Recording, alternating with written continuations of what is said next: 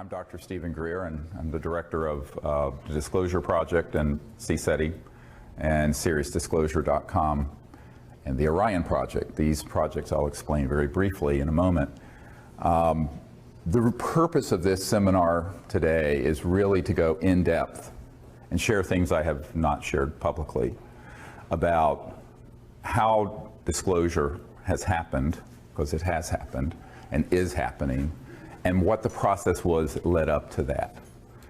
But I first want to thank you guys for coming here and having the interest, because it's the public that has actually made disclosure happen from the beginning.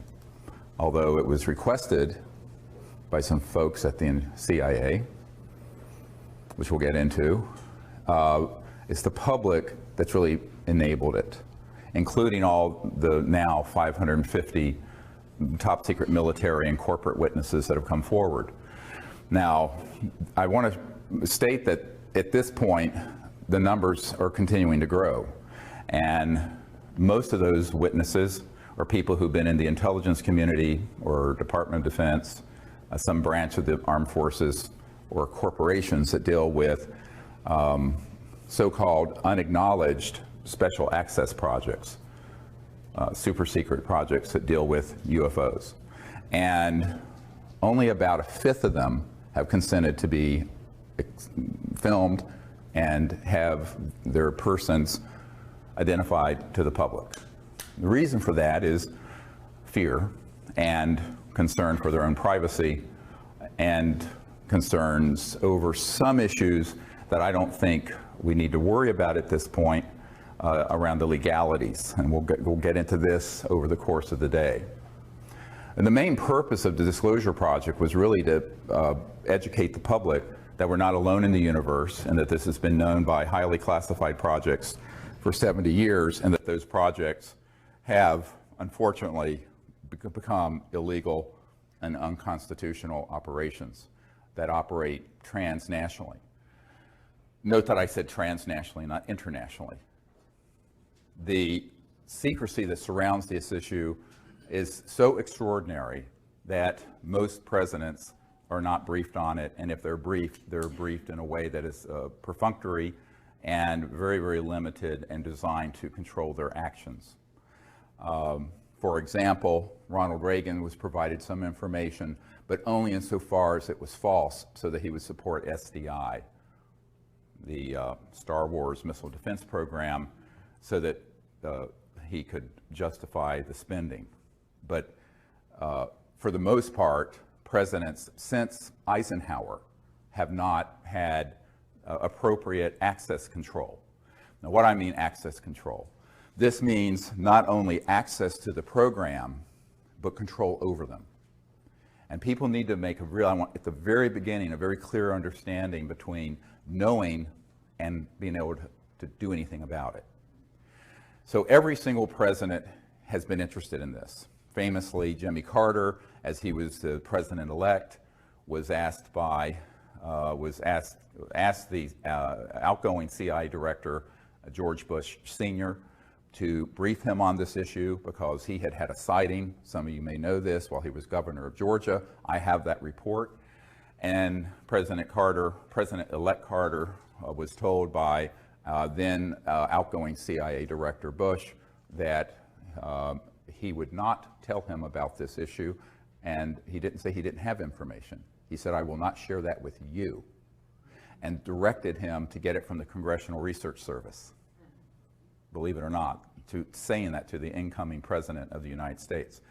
And this is well documented in Disclosure Project witness testimony from people who were privy to what happened. And I think that this is why folks have to understand that just because that someone is the president or the chairman of the Senate Intelligence Committee, or for that matter, the head of the CIA, does not mean that they're going to even know about these operations. Now, when I first started out on this, it was an accident of what my real initial love was, and that is peaceful interstellar contact. I started out doing what I'm doing, while I was working full-time as an emergency and trauma doctor in North Carolina. because I thought it was time for humans to show a different face to the cosmos, one that wasn't militaristic, one that wasn't xenophobic, one that wasn't fearful, but one that was hopeful and forward-looking. And so I founded the Center for the Study of Extraterrestrial Intelligence 25 years ago, in CSETI, C-S-E-T-I, to do exactly that. And so we set upon this project, sort of just grassroots, and right away, within a year or two, we had contact. All of you know what happened near Pensacola, where we were out on a beach with about 50 people. A couple of them were Air Force pilots, a colonel and another guy. And there were 4 ET craft that materialized and vectored in and was filmed. Very poor film footage, old high-8, no night scopes, but it was actually quite close. This ended up on the front page of the Pensacola paper the next day. And that at that point, what I was doing got put on the radar scope of the national security state of folks dealing with this. This is the part of the story most people don't understand.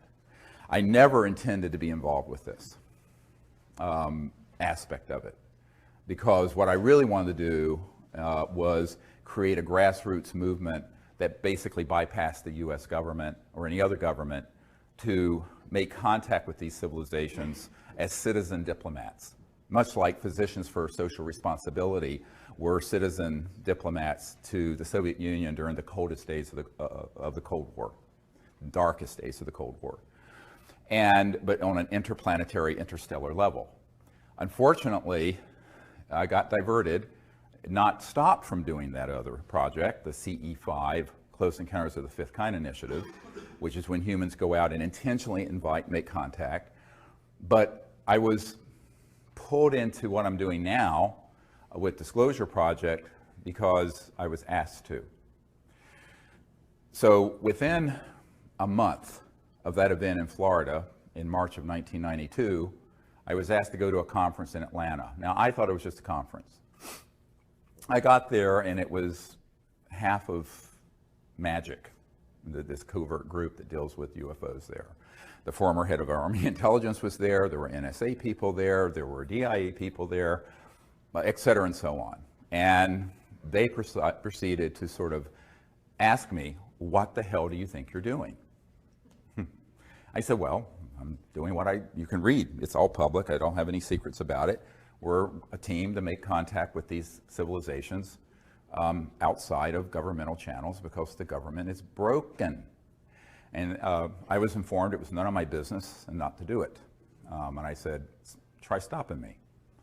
So we kind of had a mano a mano, was not pretty, till 3 in the morning in a hotel room. And, and I said, this is what I'm going to do. So there were people opposed to what the CE5 contact program was from the very, very earliest days. Most people don't realize that. On the other hand, there's a senior official at the CIA who flew down on a jet to my town in North Carolina, Asheville, North Carolina, to say, do it and don't give up. Someone's got to do this because it's completely out of control. And moreover, someone's going to have to spearhead not only making contact, but informing the public because the system is so completely dysfunctional. Now, the person who was sent down was a man whose family founded the California Institute of Technology, one of the most prestigious universities in America, and is associated with the NSA and CIA. And I said, well, I'm a country doctor in North Carolina, rambling around in an ER, and I'm doing this sort of as just an ad hoc group to do this. He says, no, well, someone is going to have to do this, but also is going to have to educate the public. And I said, well, I'll do what I can in between ER shifts and raising 4 children. And as things went, that was sort of the initiation and my initiation into this sort of weird down the rabbit hole world of secret projects. I'm going, why is this guy coming as an emissary of this very senior CIA person who's involved in this, begging me to do something? Why don't they just do it? Anyway, so you're going to see this leitmotif repeated over and over again over the course of today. And at that point, I said, okay, well, I will do what I can. And a few months later, there was a man named Bill Clinton, got elected to the presidency of the United States. And I was immediately approached by people who were friends of his, and who said, well, you know, this is something that he's very interested in, and it's well known that his good friend Webster Hubbell, who was third in command at Justice Department prior to being convicted of some other problems, said that Bill Clinton asked that he wanted to know about two things: who really killed Marilyn Monroe, because he had a fascination with Marilyn Monroe, and who killed Jack Kennedy, and also, what is this UFO stuff? Is there anything really to it? So he made a directed inquiry, and as Webster Hubbell reported in his book, Friends in High Places, this is not, you can read it and see, they made inquiries into the subject, and they, quote, were not happy with the answers they were getting, which is a polite way of saying they know they were being lied to. Well, at about that time, and a little bit before some of the Clinton folks approached me, some military people who were friendly to disclosure approached me, who had had experiences either on battleships or at strategic air command facilities where nuclear facilities are posted, and said, you know, I'll do anything I can to help you. And one of these men was a naval commander who was very connected up in the Pentagon. And he showed up at my door, basically, at my home. And I thought initially he was a spook, a spy. And I said, well, this spook is probably here to disrupt my project. And it turns out he was a totally stand-up guy who did everything he could to set up a number of the meetings you're going to hear about behind the scenes in deep background briefings that I did at the Pentagon subsequently. And we decided to have a meeting. I was invited by a former State Department person to have a meeting at the Monroe Institute, which is ironically about 10 minutes from where my country home is now in Virginia, to discuss how to put together a team of people to brief the correct folks in government and encourage them to end the secrecy. Now, you have to understand, this is 1992, 93. 22 years ago, 21 years ago, I was in my 30s, a bit naive about how government worked. I actually thought we had a functional constitutional government.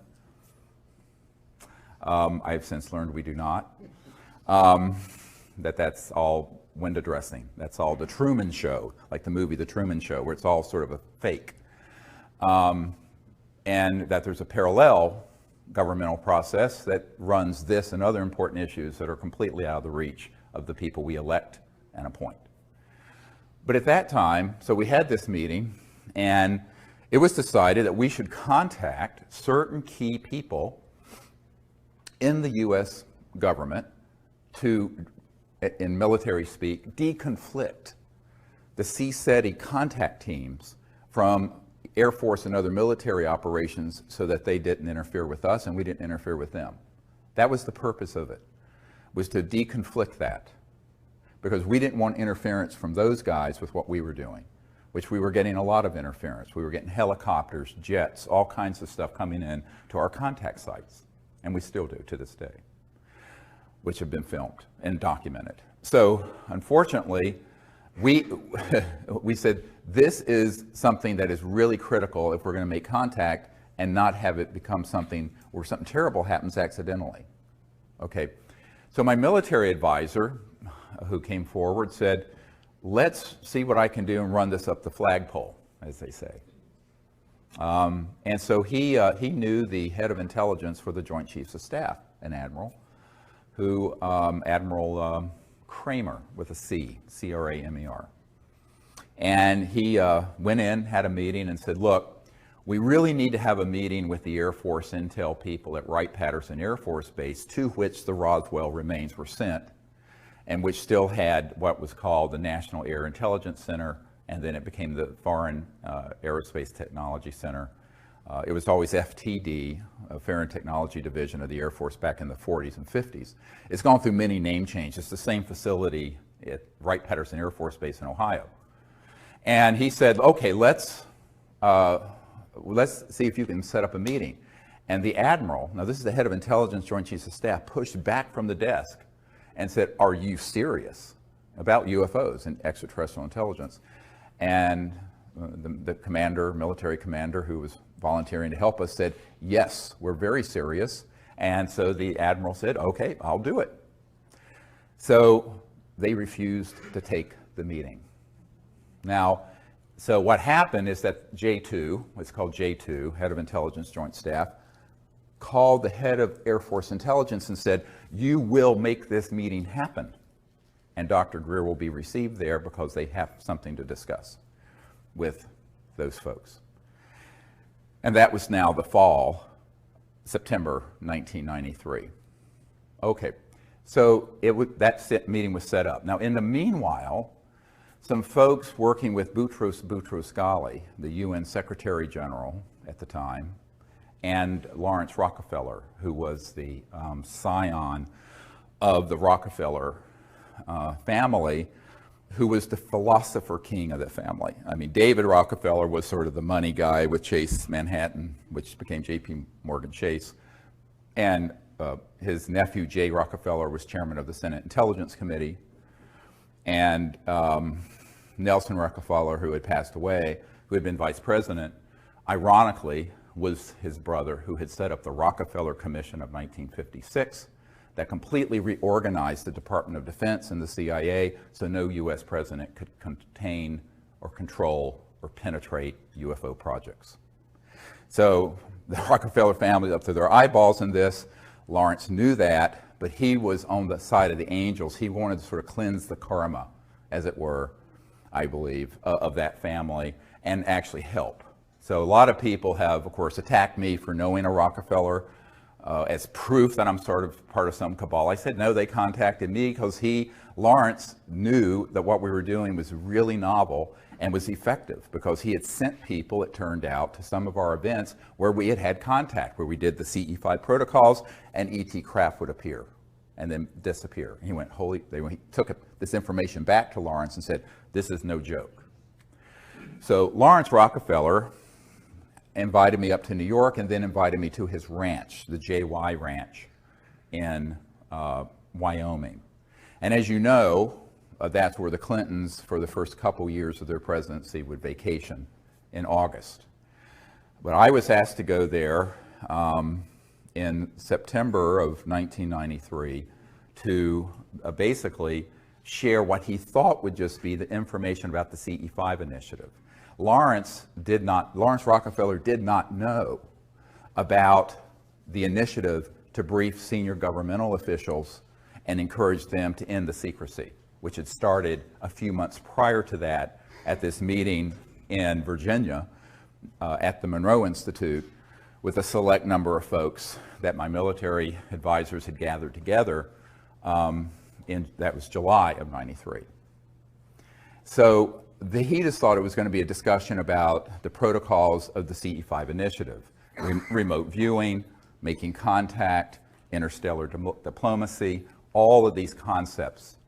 And so we decided that it was really time for us to go ahead and have some meetings like this with Lawrence. And I said, okay, I'll go because I have to go out.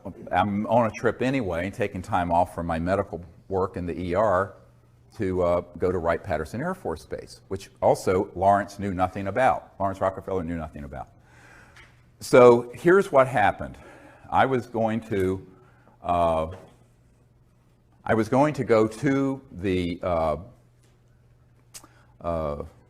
Rockefeller Ranch just as sort of a guest to share this, and during the course of a sort of a round table, and there were all kinds of people there.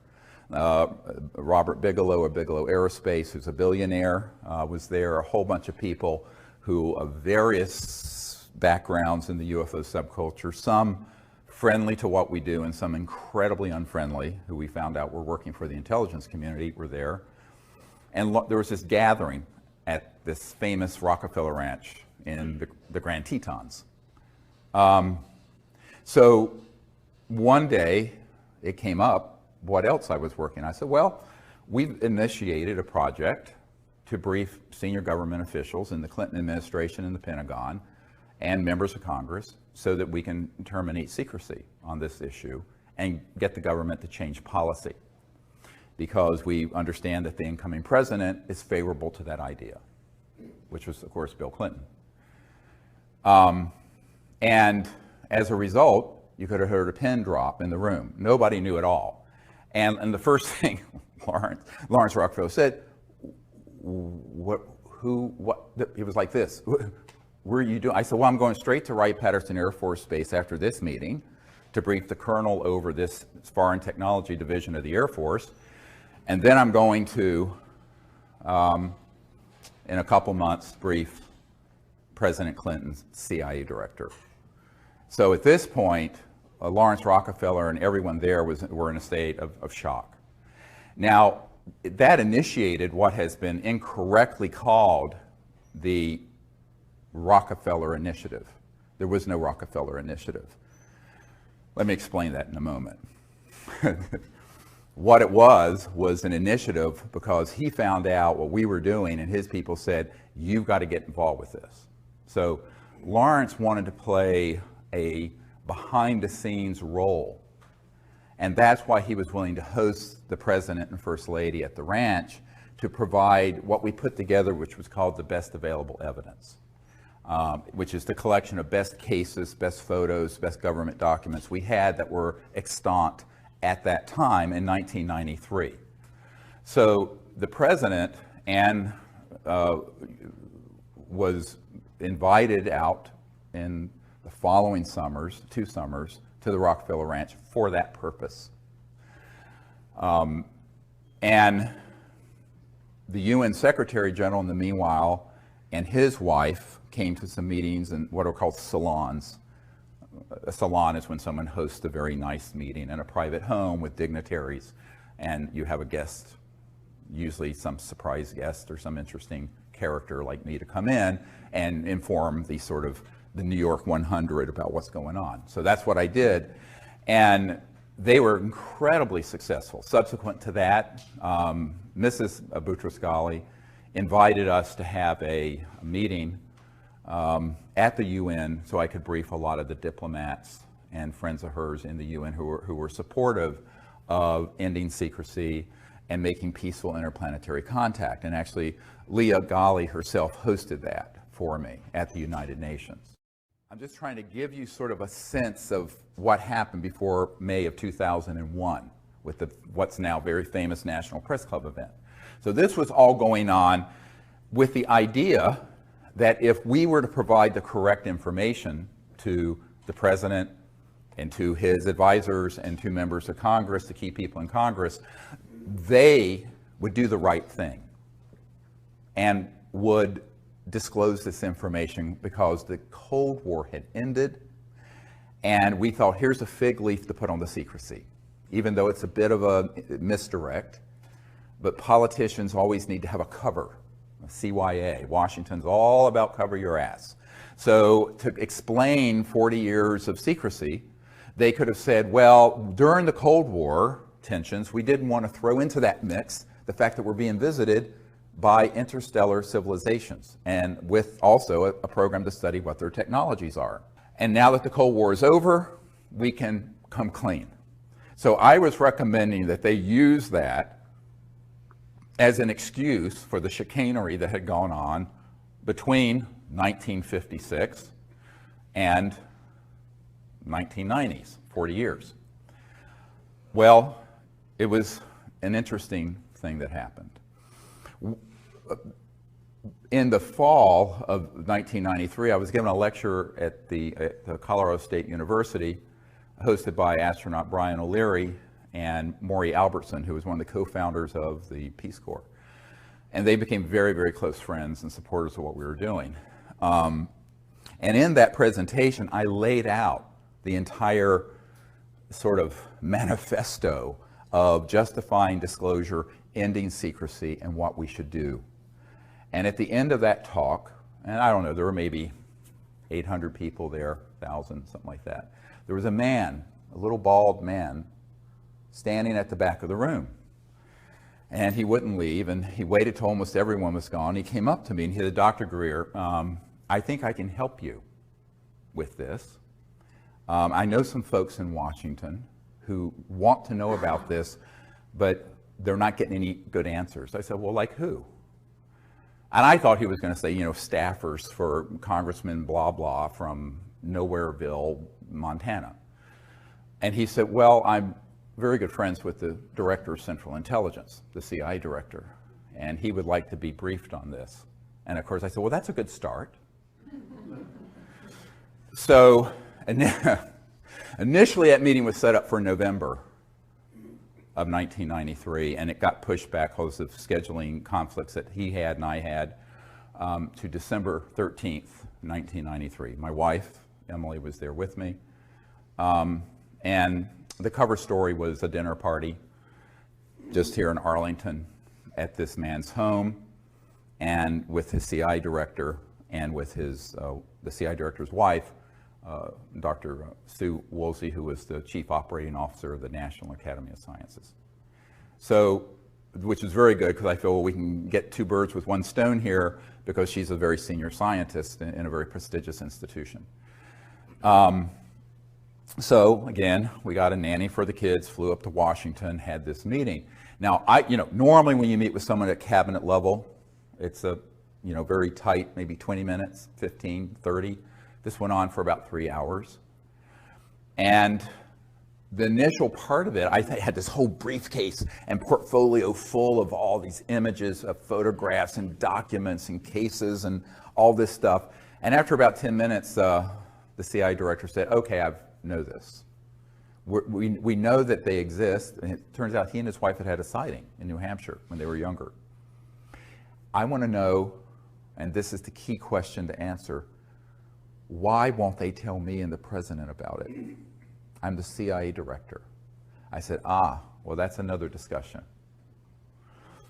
And at first, I got some hint of this when I got the letter, which I have in my archives, because subsequently, Woolsey tried to backpedal and say this briefing never happened. He publicly said so, and I can prove it to be a lie. I always say in Washington, how do you know they're lying? Their lips are moving. Lips are moving, that means they're lying. So, ouch. Did I just say that? Yeah, I did. It's on the record. There you go. So, but the letter I got describing the briefing from our host said that you're going to be the first person to brief the president's people and his CIA director on this issue because they've asked questions and they can't get anything through channels. Now, at that point, I have to say, I thought I was being Zoomed. I really thought this was a prevarication and that this spy master, the CI director, just wanted to pick my brain, find out what we were doing with folks like the Rockefellers and da-da-da. And it turned out he 100% was out of the loop. He knew nothing about these projects, and he was being completely deceived by those who had compartmented intelligence within the agency, the CIA, and he literally was the emperor that had no clothes, and so was the president.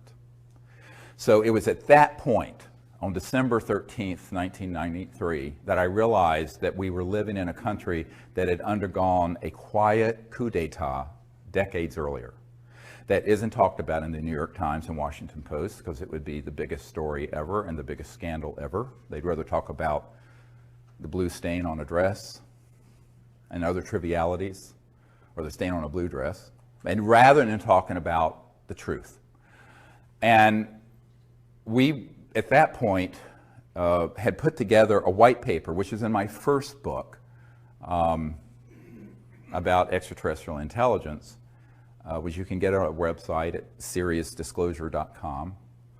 And it describes basically the plan of what needed to be done by the chief executive, the president and his people, to end the secrecy. So I had that in my hands, and I was giving it to to the CIA director as he was leaving, and he looked at me and he said, "How can we disclose that which we have no access to?" Very chilling question. So, in other words, if we were to push on this, then it would unveil the biggest constitutional crisis in the United States history. And no president wants to admit that they're out of the loop on important things. No one wants to admit that. Therefore, he said, "We will do what we can do. I'll continue to look into this. Please continue to send any information you have to me through this contact. But we'll have to see what the president can do." That meeting, as I said, was about 3 hours. Most of it was talking about contact, the technologies, why secrecy would be as extreme as it is.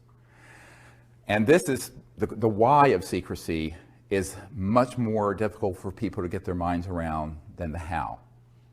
So let me first do the how. Everyone thinks there's something called above top secret. Well, in the United States government, most governments, there's no such thing. There's actually confidential, secret, and top secret. But then within these classifications, there are compartments. So you have TSSCI, top secret special compartmented intelligence. So TSSCI, it's the compartment you're in that matters. Some compartments, like what Edward Snowden exposed about PRISM, was a compartment that the president and the oversight committees of the Congress knew about. However misguided they may have been, they were legally overseeing compartments, which is why he's in trouble. There are other compartments that are unacknowledged special access projects. Special access projects require these clearances, and the unacknowledged ones mean exactly that. They are acknowledged to no one outside the compartment. And that includes the President of the United States or the Chairman of the Joint Chiefs of Staff or whoever. So one of the big mistakes that people make is conflating people's position in the military, the CIA, Congress, the presidency, the White House, the National Security Council, the whole alphabet soup of government agencies with access, all access, just because they have a top secret clearance, to every compartment. And I know men who are in one compartment and or in one section, and they have a friend that's in another compartment, and they both have top secret clearances, very high compartments, and they do not know what each other's working on. They may be best friends and they won't know. And that is how it works. But the unacknowledged special access projects mean that they're not acknowledged. And this is what Rumsfeld meant the day before 9/11. If you look at the film Sirius, when he said there's $2.3 trillion unaccounted for in the Department of Defense budget over the last few years. Not billion, trillion. Now it's at least 5 trillion. And now this is no flaming liberal. This is Donald Rumsfeld, okay, who dragged us into this misadventure called the Iraq War, along with Dick Cheney and some other neocons who didn't understand the Middle East, obviously, or anything else for that matter, dealing with world politics. And so, but he literally said that. I don't know if he knew it was being filmed, but it was, and we got it, and it's in the film Sirius. So what does that mean? $2.3 trillion unaccounted for. It means that there is no accounting. I know an auditor who audits my uncle's old company, was Northrop Grumman, which does a lot of top secret work on certain kinds of aircraft, just like Lockheed Martin has certain contracts dealing with anti-gravity propulsion craft. And if it's an unacknowledged compartment and it has some billions of dollars in it, the auditor will be told, you don't have a need to know what's going on with this, and it is just rubber stamped as an audit. They have no idea where that money's going. It goes in the front door. Where it's going through the back door, God only knows. All right?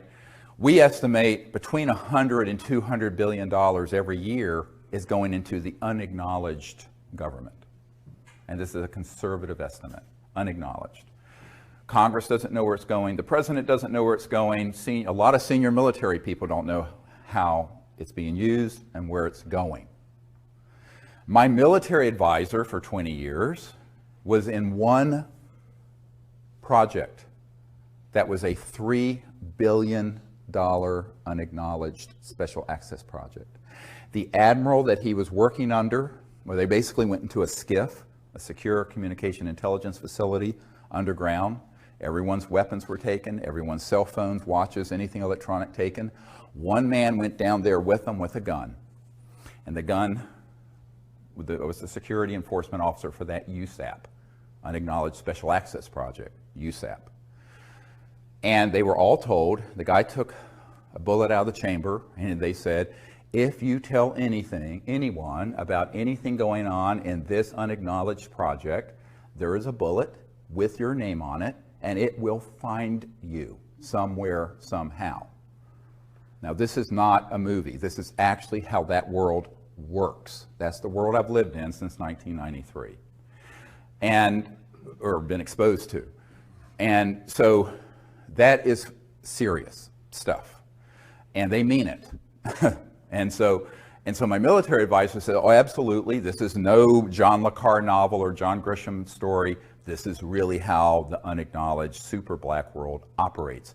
Now, of all the projects that are unacknowledged, black bag operations of all kinds, special operations of all kinds, the blackest and the most unacknowledged are ones dealing with UFOs and extraterrestrial intelligence, by far.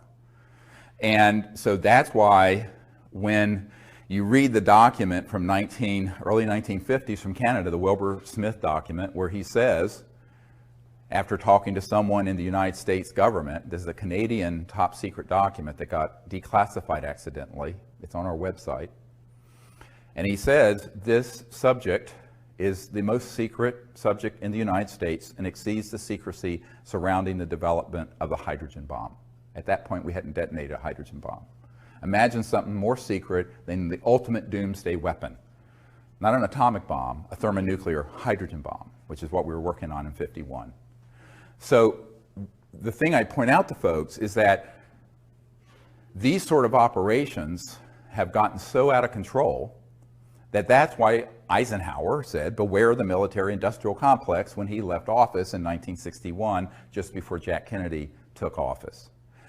And Eisenhower, on his watch, and he was bitter about this to the very end, Jackie Gleason, a famous comedian, his wife told our team that Jackie Gleason and Eisenhower were good friends, that Gleason was bitter about this and heartbroken about this to the day he died, that he had lost control over these UFO projects. And that happened between 1956 and 1961. Now, why did this extreme, so this gives you an idea of how unacknowledged special access projects work. They're hermetically sealed silos, and no one outside that compartment, that matter your position in government, doesn't matter your clearance, will know what you're doing in it. So wrap your mind around that. That is how these projects are managed. And we're talking an almost limited amount of money they can use in access to enforce this and run those projects. Is it legal? No. Is it dangerous? Yes. Because it is, by definition, completely without oversight of the people, the people's representatives, or the president, or for that matter, the senior folks at the Pentagon. I'll get to this in a moment. So at this point, I'm reeling. I'm just sort of like, I'm absorbing all this. Look, I'm a country doctor in North Carolina, rambling around in an ER, taking care of shootings and stabbings and car wrecks and burns and what have you. And this bag of crap gets handed off to me. And I think, well, you know, this is way past my pay grade. I'm just... And in January or early February 1994, a friend of the president's comes to our home, a man that I had met sometime earlier. And name is Kevin Foley. This is years enough gone, I'll go share his name. And his brother would stay overnight at the White House a lot and have breakfast with the president. He was a big fundraiser for President Clinton from Minnesota, Foley family, very well-known political family. And I'd gone up there and met with his family and what have you, and he came back to my home, and he said, well, we were having dinner around the table and we in this house, and we had in North Carolina, and he turns to me and he says, well, the president and his folks really are very supportive of what you're recommending in this white paper, this set of recommendations I'd given the CIA director. But they're concerned that if he does this, he'll end up like Jack Kennedy. And I start laughing. I think, well, I think he's joking. I mean, this is ridiculous. And he stops me. And because he was sort of a big, kind of heavy-set, jolly, sort of gregarious political operative, you know. And I just thought he was making a joke. Like if I tell you I have to kill you, sort of cliche. And he stopped me and he says, no, they're not kidding. I said, well, Kevin, don't talk about this in front of the children. The children were small then. And I said, we need to, talk in the library after dinner about this. So we went to the library after dinner to talk about this issue. And I was very, very concerned that this could even be on the radar of anyone at the White House. And he says, yes, absolutely. The president is convinced, and his people are convinced, that if he were to push on this issue, that he would be subject to a TWEEP, a termination with extreme prejudice. TWEP, TWEEP. And I said, well, then what do you want me to do? I mean, look, it's not like I've got a Secret Service detail. And he said, well, no, they think you can do this. You should go ahead and try to bring this stuff together and bring it. I said, oh, yes. I said, I'm expendable. He says, yes. I said, doesn't matter if I get killed. You can't risk the president. He said, that's right. You are expendable. So from then, I always call myself the throwaway guy. Doesn't matter if I get killed, because I'm nobody, and I remain nobody. So, and I want to be a nobody in terms of politics and conventional power. So I'm very happy to be a nobody. So what, I use that term in the sense of how Washington thinks, the currency of power. And I said, well, I'll do what I can, but this is a very steep climb. So by 1994, and it was later confirmed to us later in 94 and 95, then when Rockefeller hosted the Clintons, and there's that famous picture of Hillary Clinton holding the book about extraterrestrial intelligence at the Rockefeller Ranch when they were visiting out there. Okay, so she actually is the one who stood up and stopped the briefing and said it's too dangerous. We're not going to pursue this. And ultimately, politicians are going to put their finger in the air and they're going to see which way the winds are blowing and see what they can benefit from. They saw this as a lose-lose situation. In other words, it was a situation where if they were to push on this, they would be stepping on some very big toes. Very, very big toes. How big? Several $100 trillion of world economic activity. Now let me back this up now. So the how is hard for some people to wrap their mind around when it comes to this kind of secrecy, but the why is the pièce de résistance. Because if you look at what these projects that are unacknowledged special access projects are doing, what they really have been doing has been trying to acquire, as this top secret Canadian document, the Wilbur-Smith document in 1951 states, the modus operandi, the mechanism of action of these extraterrestrial vehicles, meaning the technology, the science and technology. Because if you're interstellar, you're not using Exxon Jet A fuel. You're not using a rocket like SpaceX and Virgin Galactic is using. You're not using something like the space shuttle. You're using some technologies that are the trans-dimensional end of physics, very high energy electromagnetic field propulsion systems. that allow you to drop out of 3D space and appear at another point in space by going through other dimensions. Okay? Now, you can do that without going transdimensional by just creating energy from the so-called zero-point field and creating an anti-gravity effect, so you have lifters so that you can go 100,000 miles per hour, make a right-hand turn with no deceleration effect because you created a bubble in space-time that corrects for one gravity. That's what a lot of the, quote, UFOs are that people see being test flown out near Nellis and the Dugway Proving Grounds in Utah, and et cetera and so on. We mastered gravity control October 1954. I was not a twinkle in my father's eye. Most of you weren't born at that point. I wasn't. And that is when we mastered gravity control. How do I know this? The third highest ranking official at the Naval Research Labs, the largest defense lab for the Department of Defense here in Washington, has been a friend for years, and he was in the vault and saw the documentation for this, unredacted, because it's all the original documents, and that was the date. So we have not needed jet engines, rockets, oil, gas, public utilities, surface roads, think about this, steamships, internal combustion engines of any sort for at least 60 years. And if you really go back to the earlier part of the century, we're just plain free energy from Tesla type things, 100 years. But you're stepping on a stockpile of money and commodities and mineral wealth being traded, oil, coal, other uranium, that's worth in the aggregate several $100 trillion. The US federal budget is $3 or $4 trillion.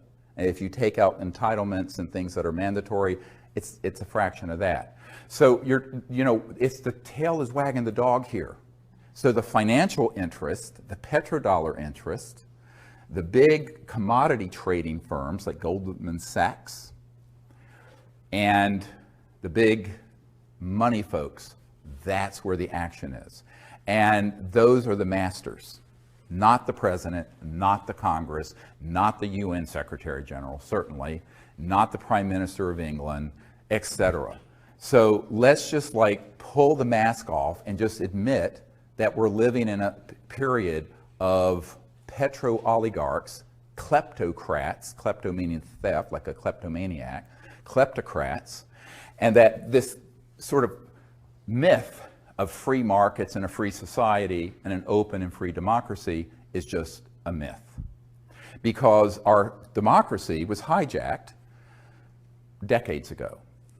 Now, on trivial issues like the marginal tax rate or whether you're going to raise or lower payments for Social Security, the President and Congress can fight about that, and it's sort of this show going on, a whirling dervish show of nonsense that goes on. On these issues, they don't want those clowns, is how they view it, dealing with it. So this permanent, unacknowledged covert program has put a lead ceiling in. And only rarely does anything bubble up from there, or down, I should say, to the body politic out of these unacknowledged special access projects. So it became my task to find out how to do that and live to see the next day, all right? Because it doesn't do me any good if I do it recklessly and I'm dead. You can't do anything if you're dead. Well, you can, but it's different. So you're doing other things.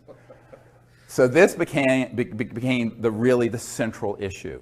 And Lawrence Rockefeller, I suggested, look, we need to then, if the president will not do this, we need to get together a group of people, put together this best available evidence, and also assemble top secret folks who will have the courage to provide credible documentation, testimony about what they've known. So I suggested and organized a meeting at Asilomar facility near Monterey, California in June of 1995. Edgar Mitchell was there with me. Marina Popovich, who was a very renowned cosmonaut in the Soviet Union.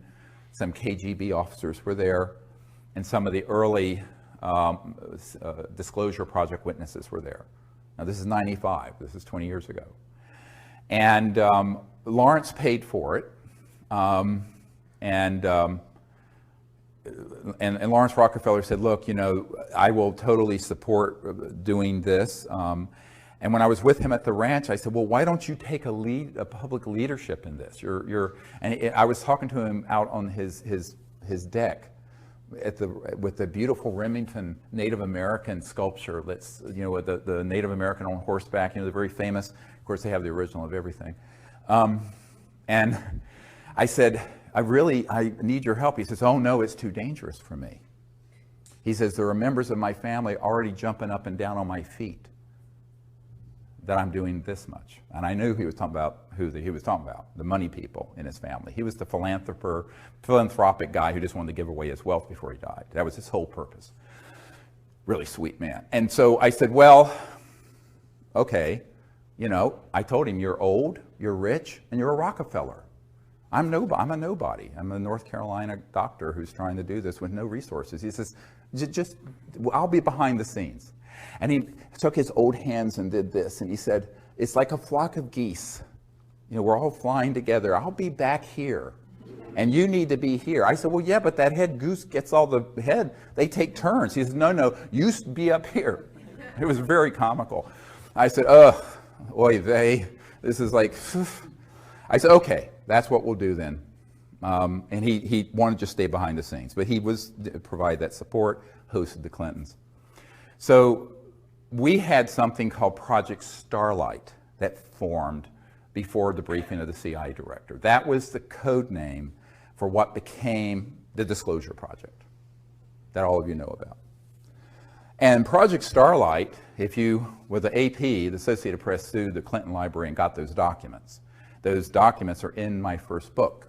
And at Asilomar, we had all these dignitaries, including Kevin Foley and astronaut Edgar Mitchell and Marina Popovich, and all these folks sign a letter to the President of the United States recommending ending the secrecy. It's in my first book. Buy it, get it, see it, read it. And that, however, was the Associated Press a couple years ago sued the Clinton Library and got those documents, and they put them out on the internet. Now, at this point, we knew by 95, the president, with all the cajoling we could do, with all the work Lawrence was doing behind the scene, hosting Bill and Hillary at the JY Ranch for their vacations. A very good friend of the president's, I don't want to name her, but used to live at the White House and very good friends with Hillary, you know, said that Hillary did not want to deal with this at all, but Bill was so interested in it, you know, he would pull out the best available evidence briefing packet that we put together, and we'd be sitting in the private quarters of the White House going through it. And she's this hilarious woman who did a perfect imitation of Bill Clinton. And he said one time they put it out on the floor and she was sitting there with him.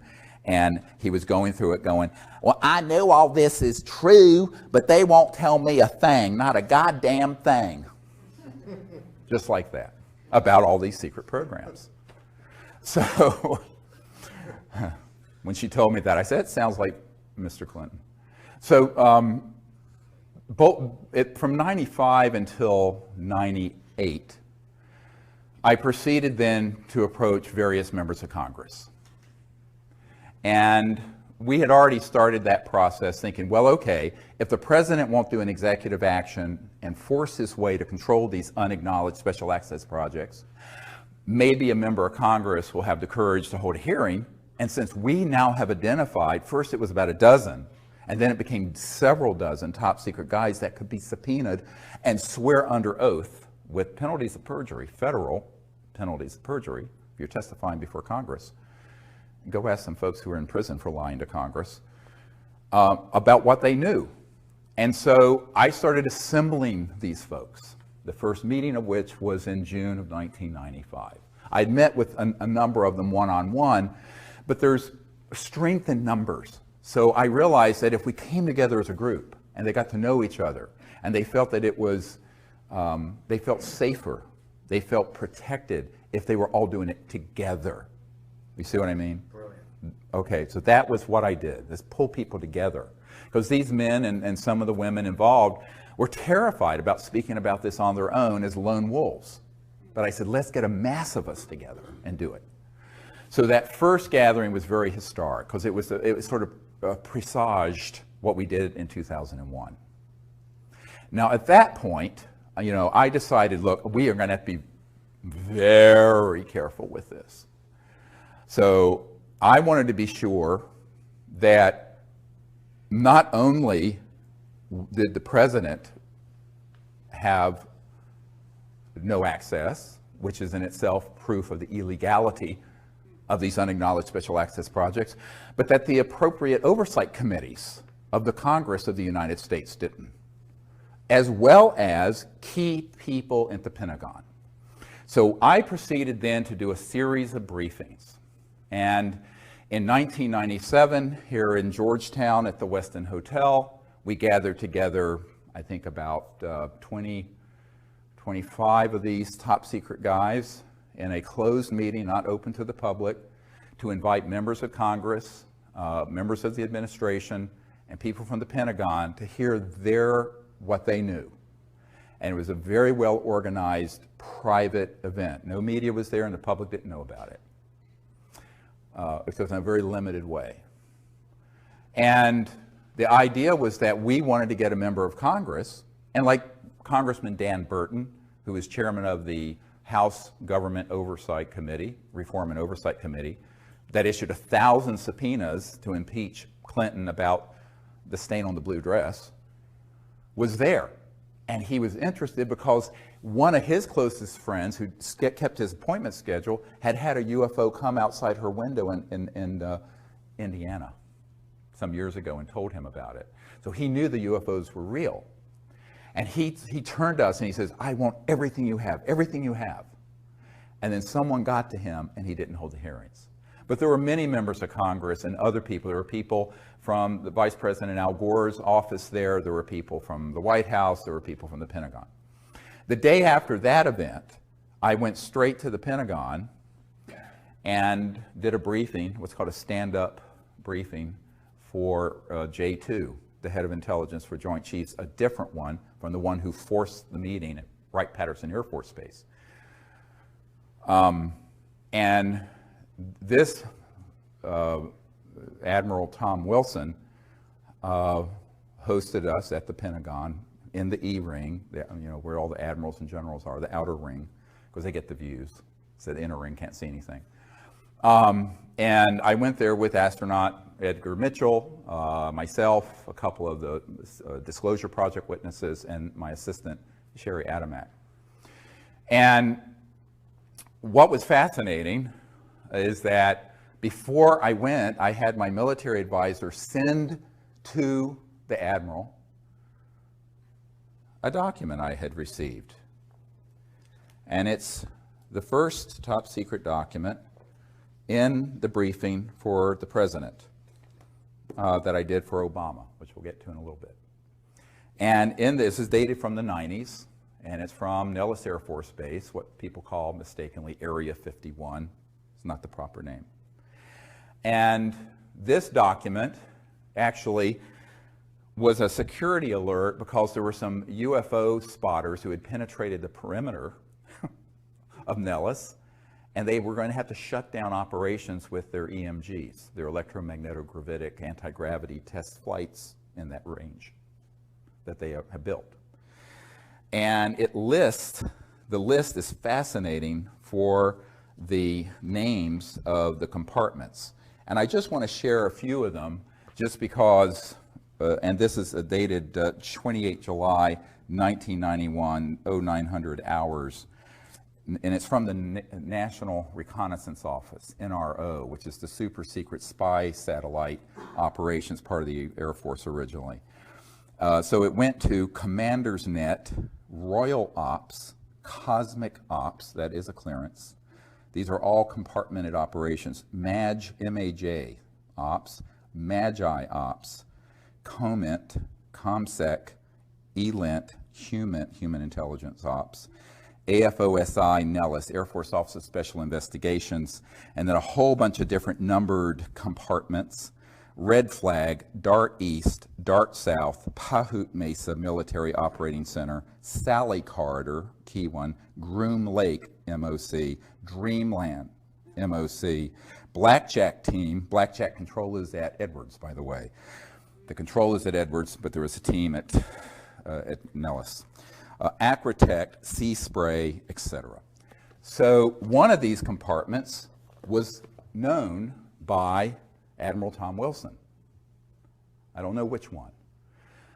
But it was being operated through a contractor. All the important stuff is done by corporate, by the way. If it's key, it's corporate. Lockheed Martin, EG&G, E-Systems, Raytheon, Northrop Grumman, Booz Allen Hamilton, on and on. Edward Snowden, by the way, worked for Booz Allen Hamilton, who contracts for the National Security Agency. So the corporate world is actually where most of the USAPs get centered. And then they interface with these USAPs within military and intelligence, like this. And if you approach it from the government, they say, well, it's, you know, it doesn't exist. And you approach it from a corporate, it's privatized. It's a corporate secret, like Microsoft's code. Got it? It's hermetically sealed away from everyone. Between those two techniques. Very clever. Very illegal, very clever. But the mafia is always very clever. And this is the biggest mafia in the world. So when Admiral Wilson recognized one of these compartments, he contacted them. Now this is prior to me and Edgar Mitchell and other people arriving at the Pentagon in the spring of 1997. And he picked up the phone and he said, this is Admiral Wilson. I'm head of intelligence joint staff, J2. I'd like to be read into, which means briefed. I want to be read into this project, blah. And they say, yes, sir, we know who you are, but you don't have a need to know. And he said, God damn it, I'm the head of intelligence for the Joint Chiefs of Staff. How can I not have a need to know? And they said, sir, we cannot discuss this with you, and we will not. Click.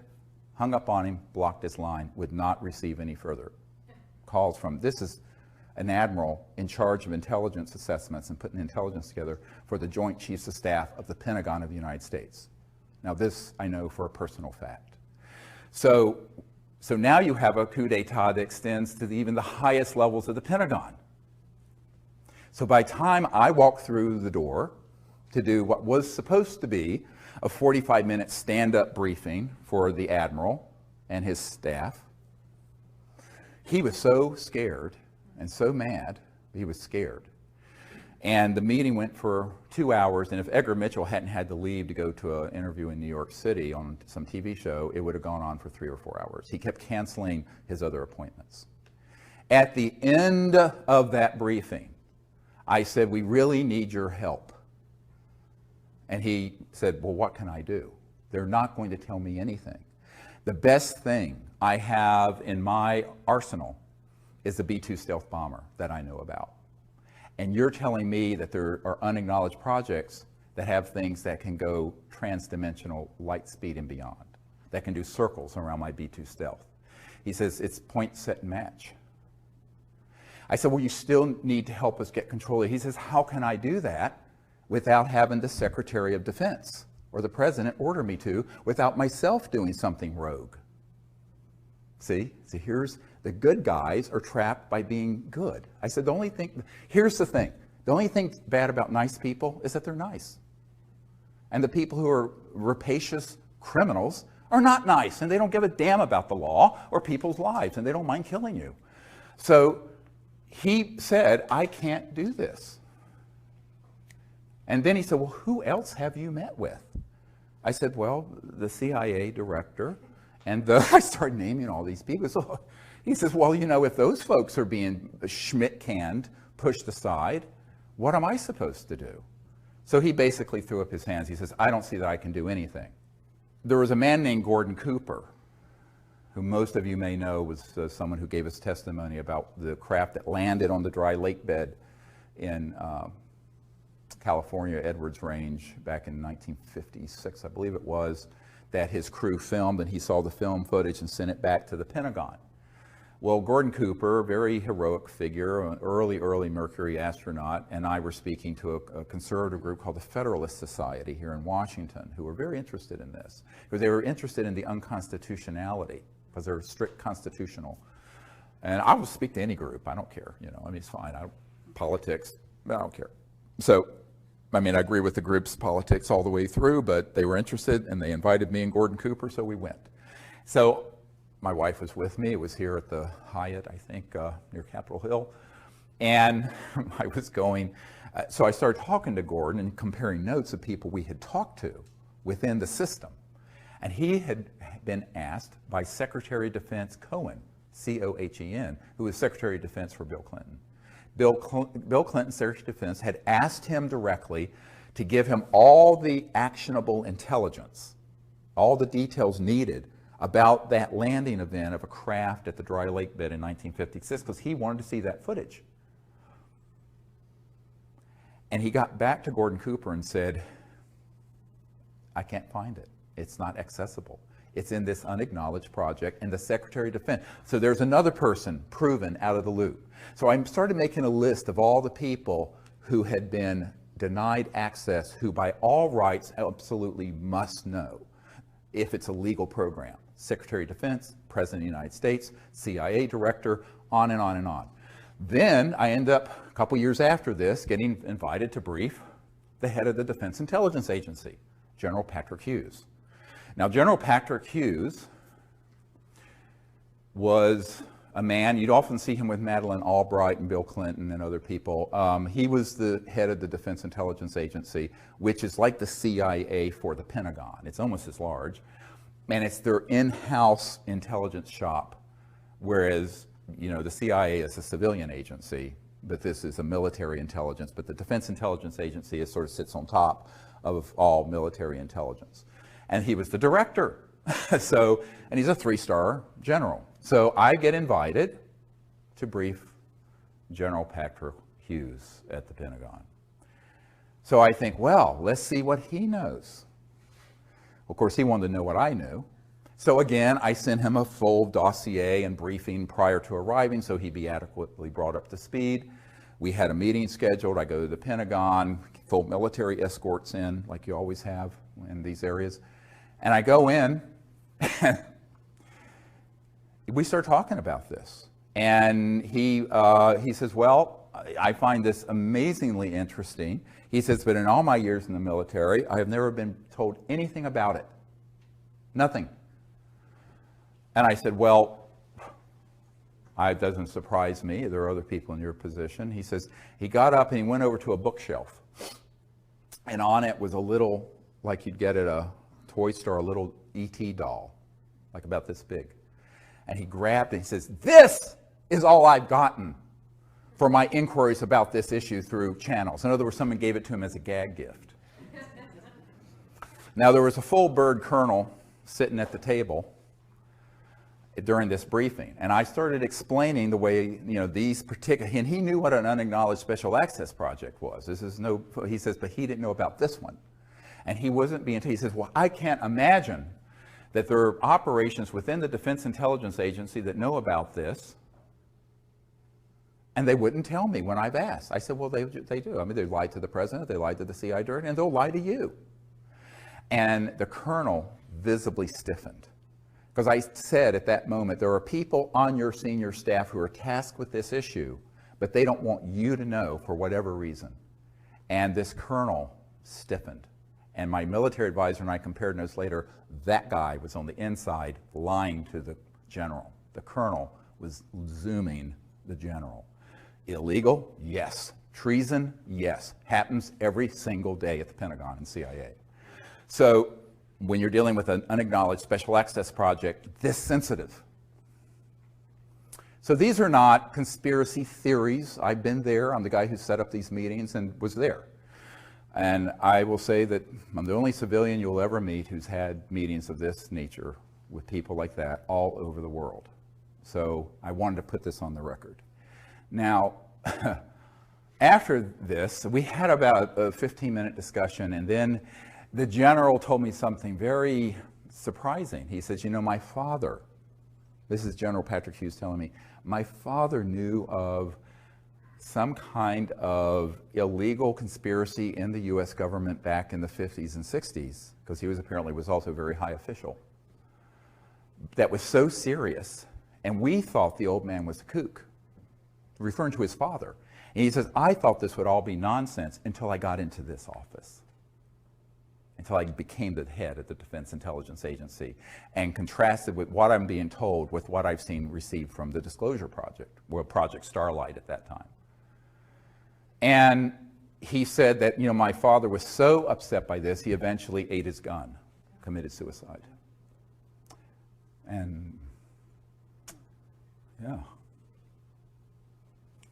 You know, and, you know, so the weight of this is huge, huge. So I said, well, you know, you just move on. But he said, I don't know what I can do because they're not going to tell me anything. I said, but I have Disclosure Project witnesses inside the DIA who've seen satellite imagery of ET craft out in space. We have their testimony. He says, well, they won't tell me anything. So, of course, what you realize is that these positions rotate. They're there for a year or two or 3 or 4. The president, if he's lucky, 8. But there's this permanent system. So let's call it the permanent secret government versus the one that sort of is this revolving door of folks. Sometimes the people in that system know and sometimes they don't. And since the mid-1950s, the criteria for being on the inside of the secrecy is the following. And this is how I explained it to a 5-star admiral in England, who is also one of our witnesses, Admiral Lord Hill Norton. He was the head of the Ministry of Defense, and he was a Sea Lord, they called them back then. They don't have 5-star admirals anymore. And he was the head of the military committee for NATO. So I went to his cottage in Hampshire some years ago. Emily dropped me off, took the kids to Salisbury Cathedral, I believe, and I continued on, had a meeting with the admiral. And you know, you get a picture of what my life must be like. So nuts. Completely nuts. So anyway, so I'm there with this man, and we're sitting in some wingback chairs in his parlor in what he called his cottage in Hampshire, and which is a gorgeous old antiquity house with the thatched roofs and beautiful. And we started talking about this, and he was a very fastidious man. He had a little teeny notepad like this and a pen, and assiduously taking notes, very, very. And we got to this question, and he said, well, you know, the entire time I was the head of the Ministry of Defense, which also means you're head of MI5 and MI6 and the intelligence units in England. It's the same position there. It's separate here. You have CIA Director and Secretary of Defense. There it's one head. And he says, this issue was never briefed to me. I was never told anything.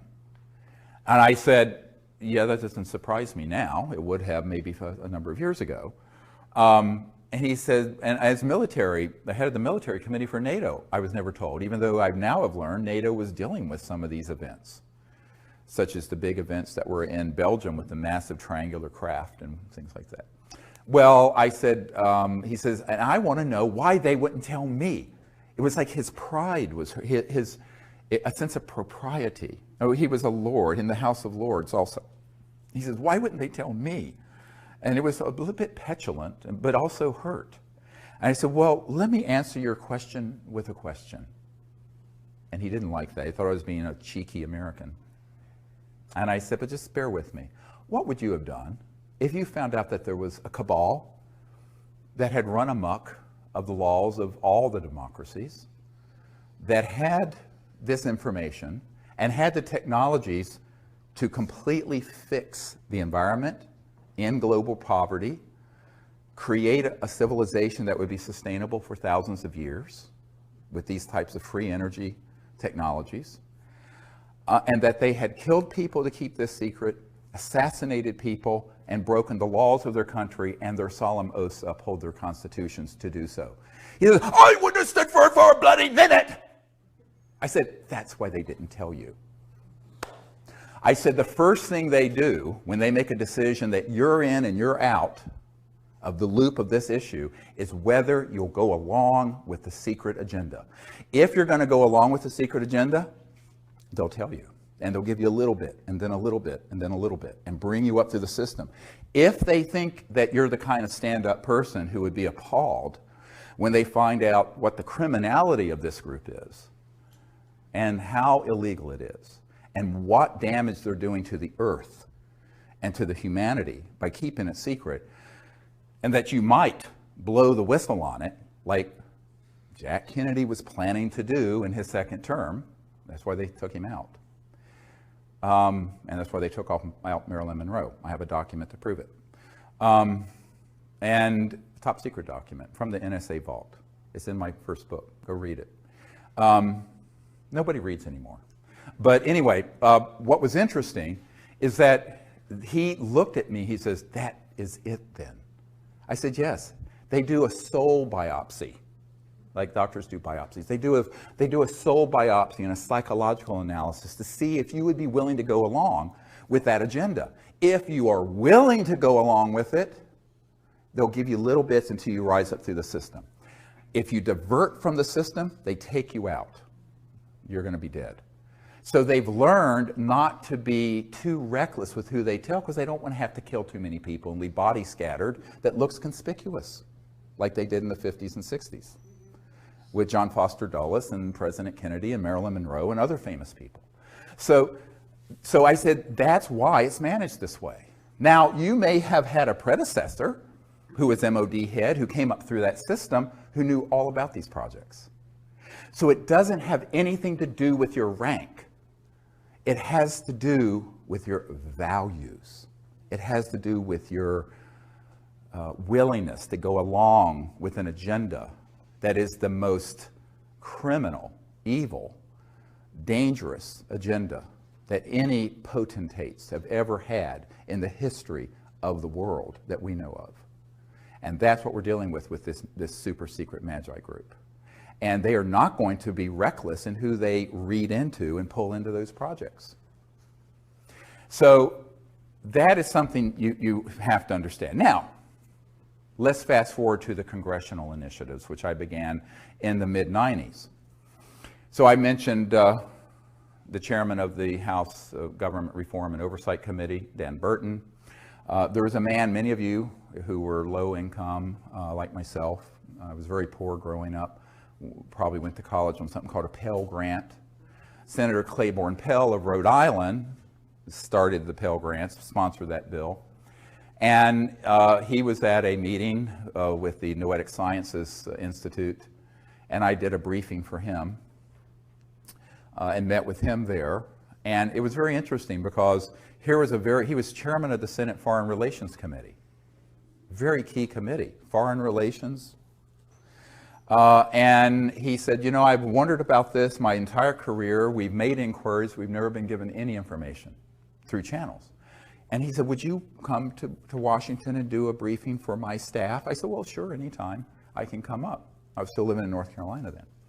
And he said, oh, wonderful. And then I looked at him and I said, you know, Senator, the problem with all this is that you're a good man who should be representing humanity to these visitors from interstellar civilizations. And you've been deprived of dealing with the ultimate foreign relations issue, interplanetary relations. And he looked at me through his horn-rimmed glasses and went, you know, Dr. Greer, I'm afraid you may be right. I said, well, I am. Very poignant moment, but that was the way it was. And then I met with Senator Dick Bryan of Nevada, whose home state has, of course, Nellis Air Force Base and the so-called Area 51. He had no knowledge of these projects. So I met with him in a kind of a clandestine little meeting at McCarran Airport in Las Vegas. He was flying in, I was flown in, put on one of those little beeping carts, taken to something that looked like a janitor's closet, opened it up, it was a VIP holding area, and I met with the senator. And we were talking about this. He says, I have never been told anything about this when we've gone into the secure, the SCIFs for the intelligence briefings. And so I provide a briefing to him. And it goes on and on and on and on. I mean, the numbers of people I personally briefed, you know, of course, you know, you probably all know about, you know, briefing, I'm blocking on his name, the Kucinich, who ran for president in 08. And Kucinich was very interested in this, but he wouldn't hold a hearing either, even when he was the chairman of the subcommittee for domestic government reform and oversight. He had had a sighting. Shirley MacLaine outed him during the campaign and embarrassed him. He's very supportive of disclosure. I have his information. I mean, we stay in contact, but he wouldn't hold a hearing. So we went through all these. I mean, it's a whole bunch of people I met with personally. Now, there are people out there who say they're doing stuff with disclosure and lobbying, but they've actually never met with a sitting member of Congress. I'm not going to name names, but that's it. That's what I did for 10 years, from 92 and 3 until 01 and beyond. And also people overseas. The cabinet level member of the Japanese government in charge of science and technology briefed him, very interested. But when I said, will Japan take the lead on disclosure and put this material together? He says, oh no, we can't do it ahead of the United States. He was in terror of the idea of getting ahead of these covert programs. Same thing with meeting with certain members of the royal families in Europe that I met with. And as you know, I provided a big briefing that was given to Prince Charles by Jamie Cromwell, the actor who played. He said he was kind of playing me in this movie, First Contact, a Star Trek movie. And Jamie Cromwell, they had the opening in London, and Prince Charles came and wanted this briefing we were putting together for the president. And so Jamie Cromwell handed it to him. And I got a lovely note back from Prince Charles about this. But not that Charles could do anything about this issue, but they're interested. There's so much interest. But the people, even if they're in very high positions, they're interested, and now they're known to be briefed, but they have no power over the operations. So as I said over an hour ago, don't conflate knowledge of the issue with access control. Access control is in these unacknowledged special access projects. So that led me to doing something very controversial. And there's my military people said, look, there's a way that we do things in the military, and it's called a UNOD letter, unless otherwise directed. And what that means is you write to various people in command and say, unless otherwise directed, here's my assessment and here's what I'm going to do. So they said to legally cover yourself, you need to do a UNOD letter and send it to the head of the Justice Department, the President, the Pentagon, the CIA, the FBI, the whole alphabet soup, the NSA, and send it returned receipt requested so you can prove it was received. And I did that. And that's also in the first book, Extraterrestrial Contact, The Evidence and Implications.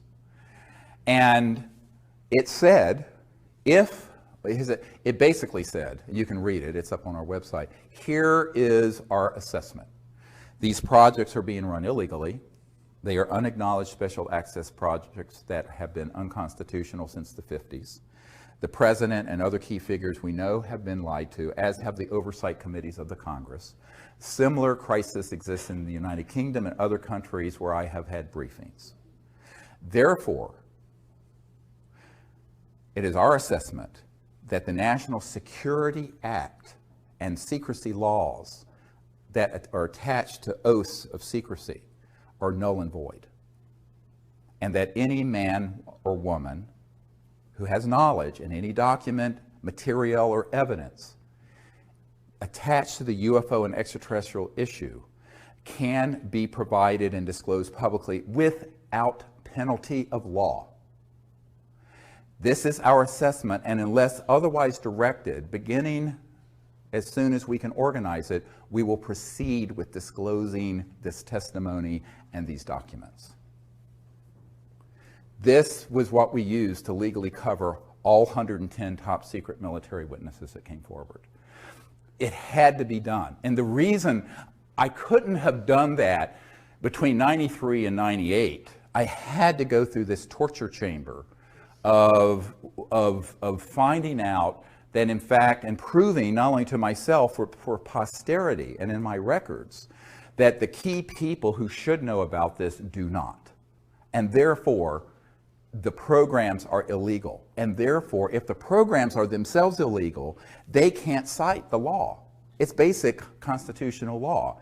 If you're operating, if you're a mafia, let's say that a mafia guy's running an illegal project and you enter into a contract with him, that contract is vitiated, nullified, is completely zeroed out because the underlying operation's illegal.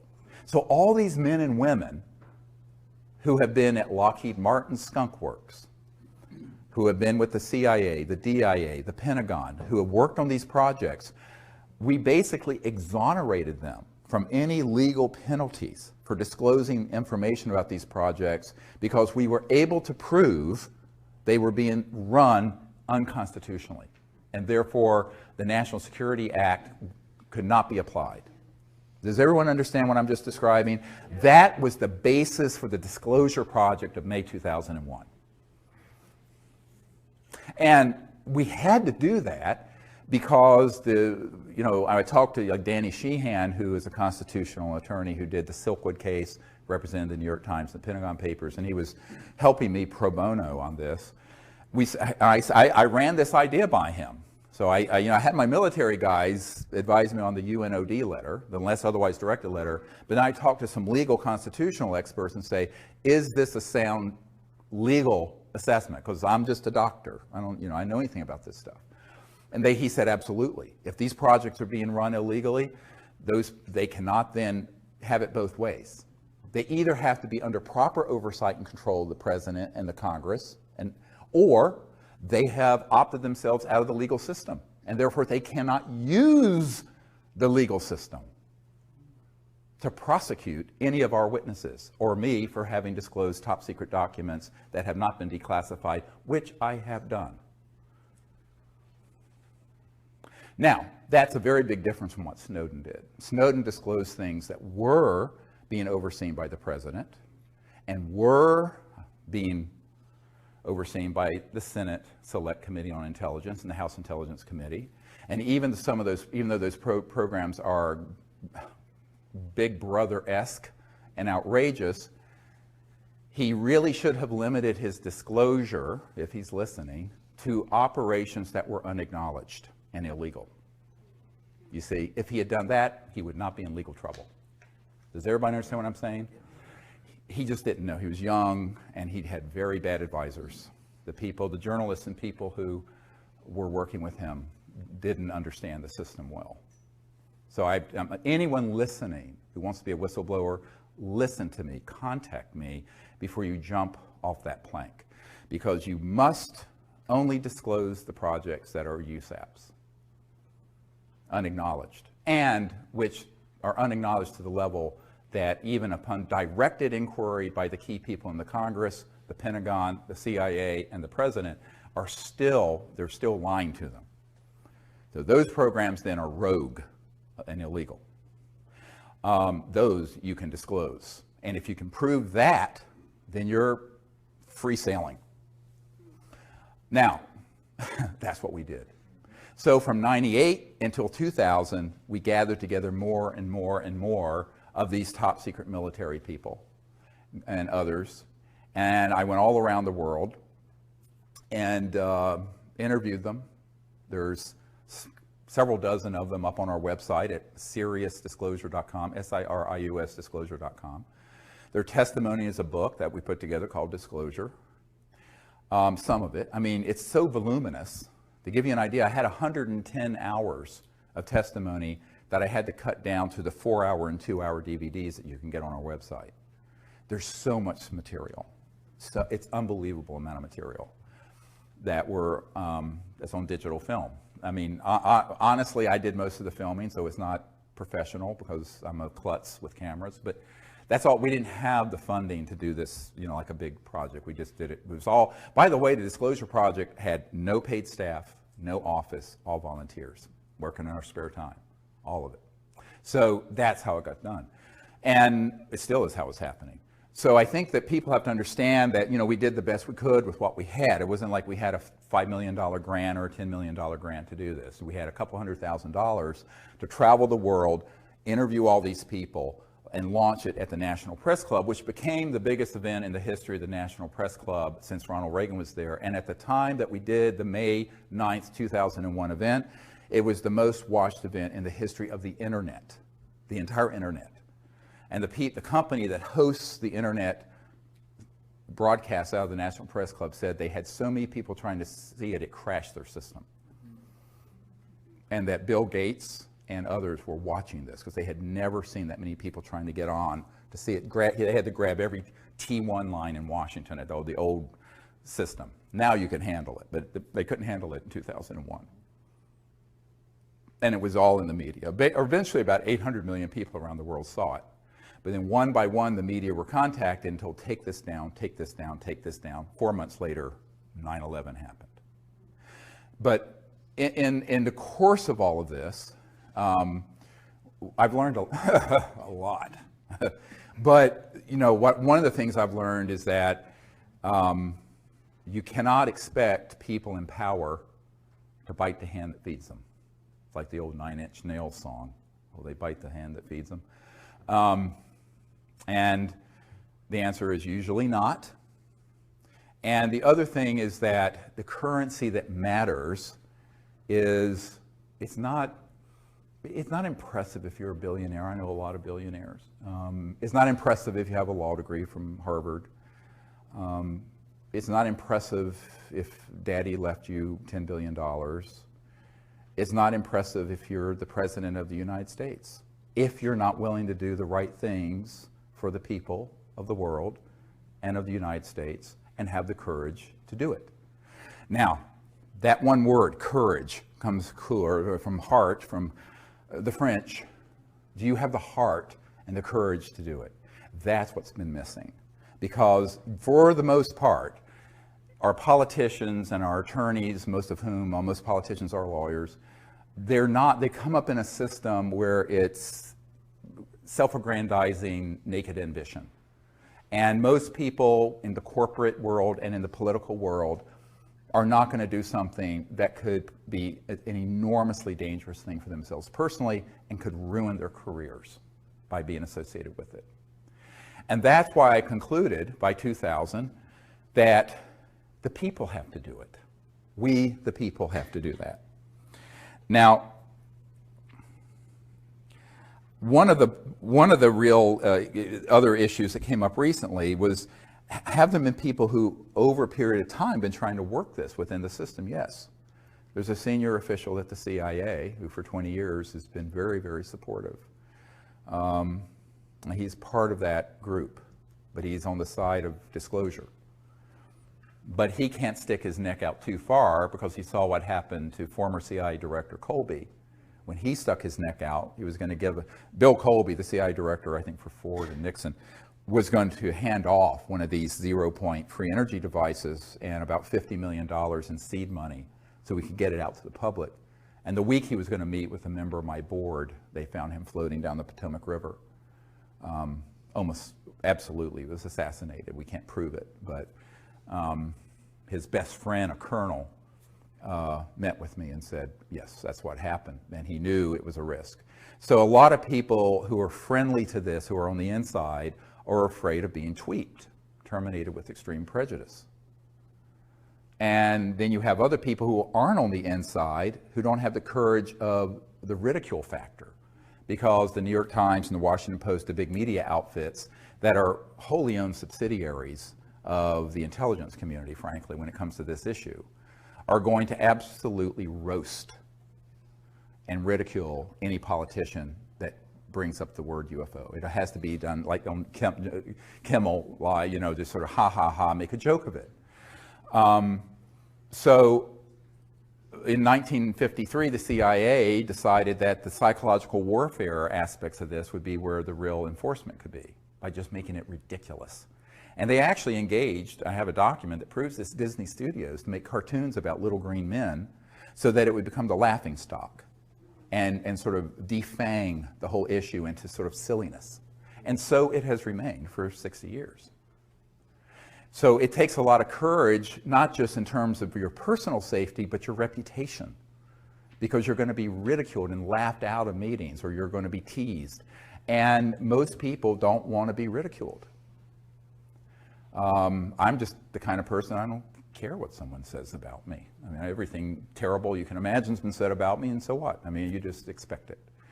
So, but most people in a public eye don't want to do that. And so disclosure is going to have to be with the people. So we initiated that in 2001, and we continue to do that. And I think that the biggest problem we've had, and I wrote a paper about this called When Disclosure Serves Secrecy. Now, this paper, I wish you would read it and memorize it. Everything I predicted in that a long time ago, it's on our website. And if you sign up for our email service, we occasionally send it out. It's a free newsletter. You can just sign up. It's seriousdisclosure.com. It's free. It's completely provided to the public. That paper describes the dangers of doing what we've done. And that is disclosure being hijacked by charlatans who masquerade as disclosure folks, who attach to all the body of evidence I put together the fear factor and the silly season and the evil aliens are coming to and eat us for lunch. All right? And that has happened. And the betrayals I will not go into because it will break your heart. So the truth is, the thing that keeps me up most at night is all this information being folded into which is all solid information, being folded into disinformation that's tailored to scare the public into what General MacArthur said, and that is World War III will be interplanetary. So now let me talk about the deepest USAP. The deepest unacknowledged special access project is the one that is tasked with doing the psychological propaganda, just like Hitler did with his program, for convincing the people that there's a threat that we should fight. This was launched in the 50s and 60s. First they made the subject ridiculous, and then they made it terrifying, like the movie Independence Day. And this was all part of a plan hatched in the 50s to be sure that we could continue to grow the military-industrial complex, but instead of just one country, sort of a unipolar expenditure out of mainly the United States and at that time Soviet Union, it'd be a global junta military effort because there's a threat from outer space. And they have done about 50 years, 60 years of very, very careful preparation. Now, the UFO subculture is replete with the influence of that. Most people don't understand it. And I wasn't surprised when I got a document in the 1990s from the Strategic Studies Institute describing this project. And this is going to be in our next film, if I can find a director that wants to make this film. And it describes creating a worldwide subculture and cult around alien abductions using stagecraft, I'm quoting, and using advanced aerospace devices, i.e. man-made UFOs, anti-gravities, with creatures that could pass as aliens to engage in events to scare people so that the public could be turned to believe that there's one or more civilizations that we should unite against and fight. And Ronald Reagan at the United Nations literally said, wouldn't our job of creating a unified world be easier if we had a common alien threat? This is, you can Google this clip of Reagan saying this.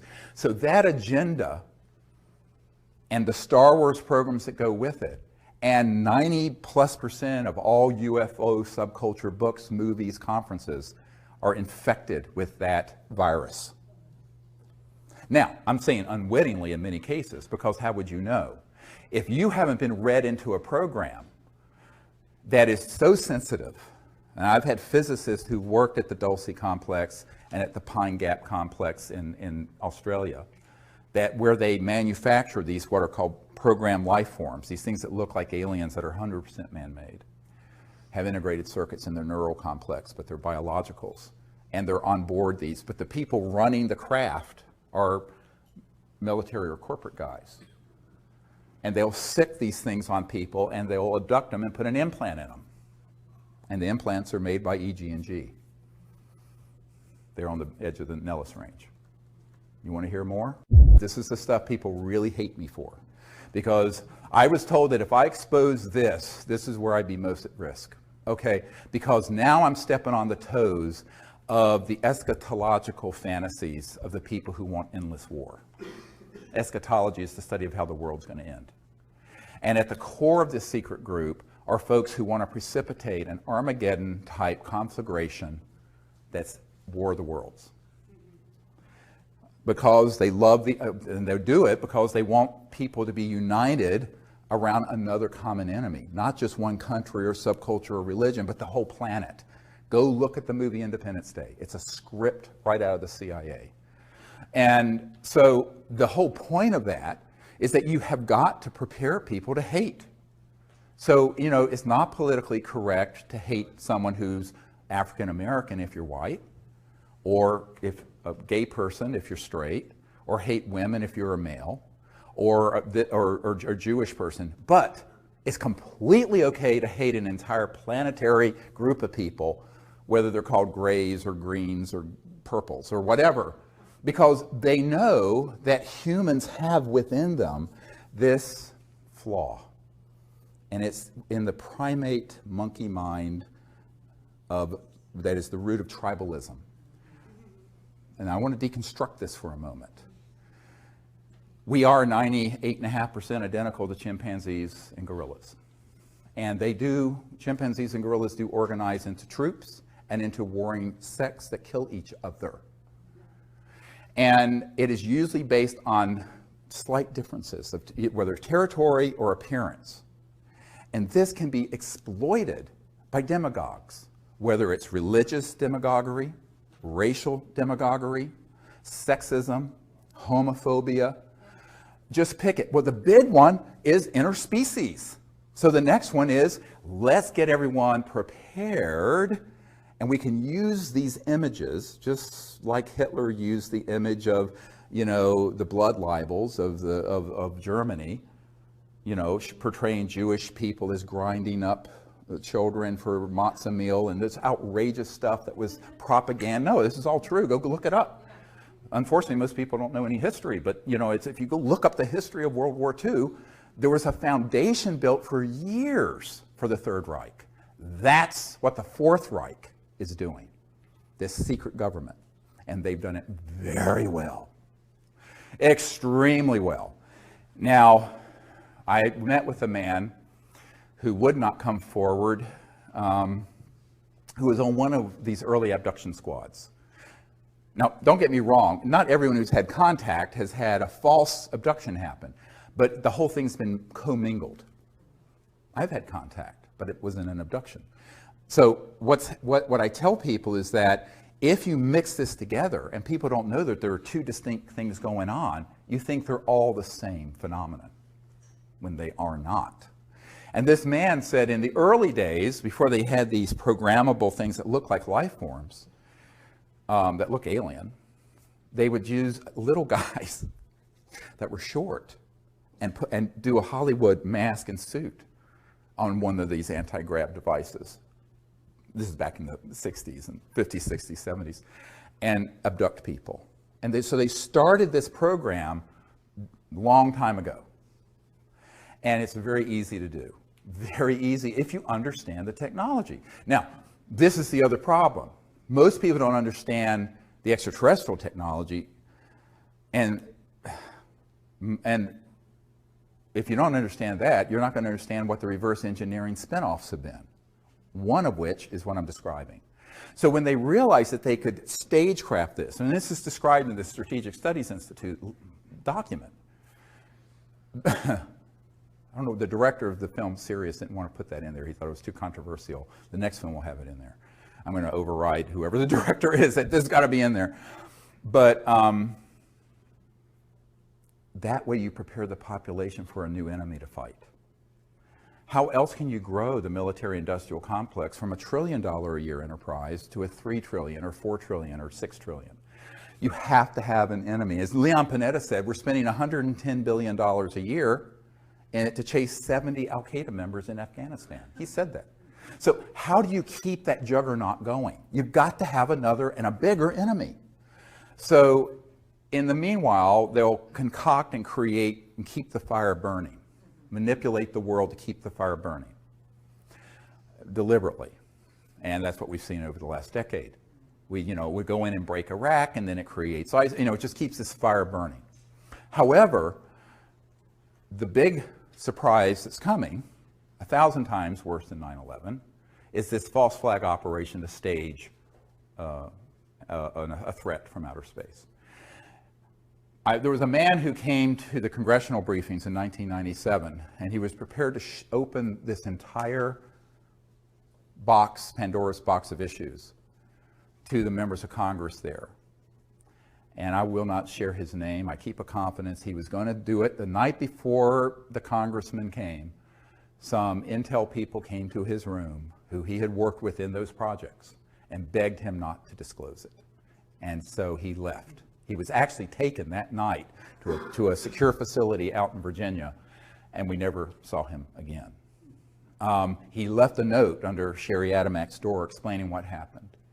But he had told me privately, would not go on camera, that he in 1974 had been on an interagency intelligence committee that had all this already planned out, and they could hit a button and they could release events that would look like ET craft that are man-made anti-gravities, do things that would look like an alien assault on Earth that would stampede the entire world like 9/11 did into fear, where they would then be able to say, our next big challenge is to stave off the alien invasion. And I said, how ready was he? He says, we could have hit a button and the whole thing would have run, and that was in '74.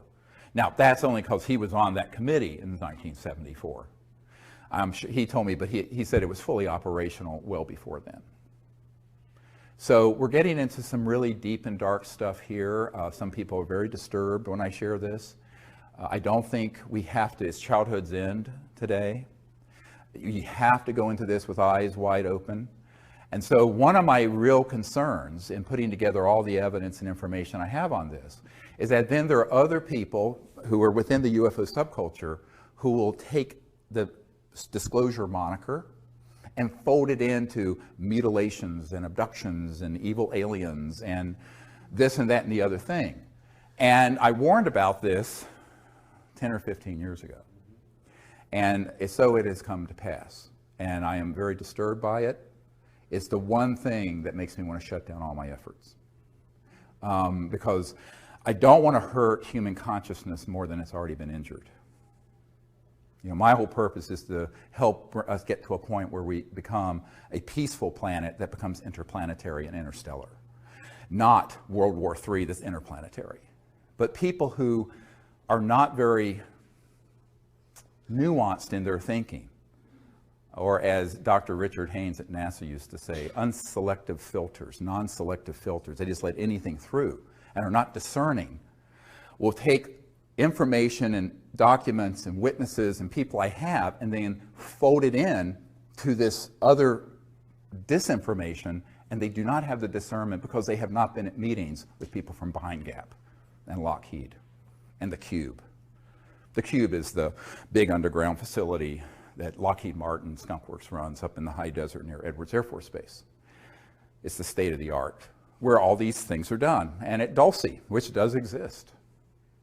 There's a man on my team who worked at Los Alamos National Labs as an engineer, senior guy, who knew a man who got on an underground connector going from Los Alamos to Dulce to work on these projects. Now, if you go to Dulce, there's nothing there because it's accessible only underground. It's accessible from Los Alamos, it's accessible from Nellis, and it's accessible from Edwards, all the way from Edwards, Air Force Base in the high desert of California. But these underground connectors, this is no myth. They do exist, and they're maglev, anti-grav, sort of, but they're underground. And you go in one place, and boom, surface in another. Now, this brings up the question is, it's like the old song from the 70s, Don't Be Fooled Again, or The Who, we won't be fooled again. Will we? And I think that's the problem. Knowledge is the greatest purifier, it says in the Vedic and tradition in the Bhagavad Gita. So knowledge is key. We have to share this information, but we have to do it in a way that presents the full story. And that's what I wanted to do today, is to provide the background of disclosure, but also how fraught it is for being hijacked by people who lack the wisdom, frankly, and the insight to know that they're being played by the intelligence community like a fiddle, and putting out information that can only pollute human consciousness to convince people, yes, the UFOs are real and the ETs are out there, but some of them we need to be afraid of and fight in the next big world war. One person asked me once, how can you prove that all of them aren't hostile? I said, well, I can't. You can't prove a negative. It's axiomatic. But I was asked this at Wright-Patterson Air Force Base. Let me tell you a little story that very instructive. So we're there, and there's a colonel there who was in charge of this operation at Wright-Patterson, and Bruce Ashcroft, who was an intelligence officer, although he was posing as a public information officer. He's really Air Force Intel, a suit. And so my military advisor and I, and another man who'd worked for the State Department and who was also a naval intel guy, was with me. And so I went from the Rockefeller Ranch to Wright-Patterson Air Force Base, to this place where all this stuff from Roswell was originally sent. And we had this meeting because it was forced on them by the head of J2, the previous one I briefed, my people briefed, Tom Wilson, Admiral Wilson. And when we got in there, we basically said, we're not here to get information from you because we know what you have here. We've already penetrated what's here. We're here to provide information to you so that you do not interfere with what we're doing with the CE5 contact initiative. So civilians are not caught in the crossfire between you guys and what you're doing with ETs. That was the purpose of the meeting, remember. It's very high stakes. One thing I don't want to do is have a group of people caught in the crossfire. So not that the ETs would hit them, but our folks might accidentally, and we almost were hit at Mount Shasta a few years ago. Yeah, I'll tell you this story if you want to hear about it during the question and answer. But during this meeting, the colonel finally, at one point, said, well, how do you know that these intelligences from elsewhere aren't a threat to us? I said, well, sir, given the galactically stupid things we have been doing, chasing them, firing at them, developing laser, particle beam, and other weapon systems, and knocking enough of them down that you've been able to reverse engineer them. If they were hostile, and they have interstellar transportation technologies, it would have been point, set, match, over in 1945, about the time we developed the atomic weapon. The fact that you and I are having this conversation and breathing the free air of Earth is abundant testimony to the fact that they are non-hostile, even if they may not be pleased with our stupidity. Don't get me wrong, I'm not saying that these civilizations are altogether in thrall with what's going on this planet. Who would be? Take a look around. But if they were overtly hostile, it could be over in a nanosecond. Because let me explain to you what the technologies are. Okay, all of you have looked at video games and Star Wars movies and Star Trek and other rubbish. So, okay, Wipe your mind clean of all the rubbish that Hollywood puts out. Now let's get into some real science for just a minute. If you're going from one star system to another, I mentioned this earlier, you have the ability to create an electromagnetic field and go post-quantum, what Einstein called the spooky effect, where it's the same particle appears in two places at once, like that. And it has to do with non-locality in physics, the non-local cosmos, and other dimensions. But the power associated with that under a controlled circumstance is almost infinite. And if you were to take that knowledge and weaponize it, you could take a planet, target it, turn it into a pink mist floating through space instantly. It would not be a bunch of little laser guns going like this, like you're playing, you know, I mean, so if these civilizations have gotten here, by definition, they're interstellar. And if they're interstellar, they're transdimensional. And if they're transdimensional, they have technologies that would make our hydrogen bombs look like a Tinker toy. All right? And yet here we sit, notwithstanding the fact that we have been using electromagnetic weapon systems to target them and knock them down since 1947. The Roswell crash was a targeted electromagnetic switch that knocked two craft down. They actually collided with each other. One went down near Roswell, one continued and impacted near Socorro. This is in an FBI document where it talks about a new radar system, that's a euphemism, that was turned on, and these two ET craft hit each other, went down. I know men who have operated the state-of-the-art ones that began to be developed in the 50s and 60s. And now we're 60, 70 years into what are called scalar or longitudinal electromagnetic systems, which are sort of electromagnetic pulses that instead of having a wave like this, are point radiation. So they're multiples of the speed of light. And this scalar technology has been worked on for the better part of 100 years in some circles, but certainly intensely for 70. So we have used those systems to track and target ET craft since the 40s. So if they were in fact so hostile, we would have known about it massively. Now, it isn't to say that they may have interests that run counter to the dominant paradigm on Earth. But what's the dominant paradigm on Earth? War. The dominant industry of the world, the number one largest, is war making. And still is in 2015, when we should have had world peace 100 years ago with the League of Nations. So this is a big question. And so they may be viewing us a bit jaundicely and cautiously. And as one British intelligence officer told me, when we detonated the first atomic bomb, a big red flag went over this planet, and it was like kicking a hornet's nest. They became very concerned that we were reaching very advanced technologies and science that was instantly being weaponized and being used against one another. And that meant that we became an existential threat to ourselves, and in time, we, humans, could be an existential threat to other worlds. So that's part of the concern, and it's justified concern, because humans don't have a great track record. Now, this is only because the good people of the world, I mean, most people on the planet are not wanting to blow the planet up. I lived in the Middle East for 3 years. Most people, Arab, Israeli, Christian, Jewish, Muslim, they just wanted to educate their kids. And I mean, if you get 10% of sociopaths who want to create trouble, your society is a wreck. And that's what we're dealing with. The good people have allowed the 10% or 5% of sociopaths and psychopaths to run amok, which is what happened with Hitler in Germany. So the good people have to find their courage. And that's our job, your job, my job. So I view this as something all of us have to do.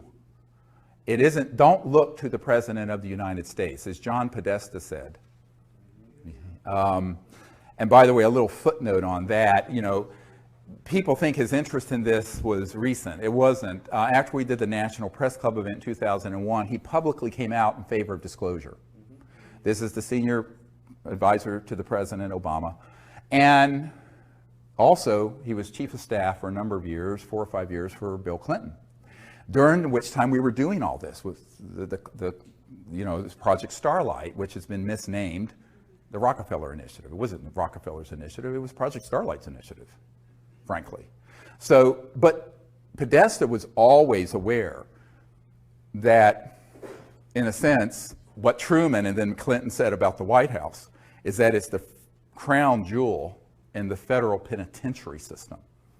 That once someone is in that system, they're so in a box. And when he left the Obama administration recently, he tweeted out, which became this big uproar, about how one of his regrets was not being able to effect UFO disclosure.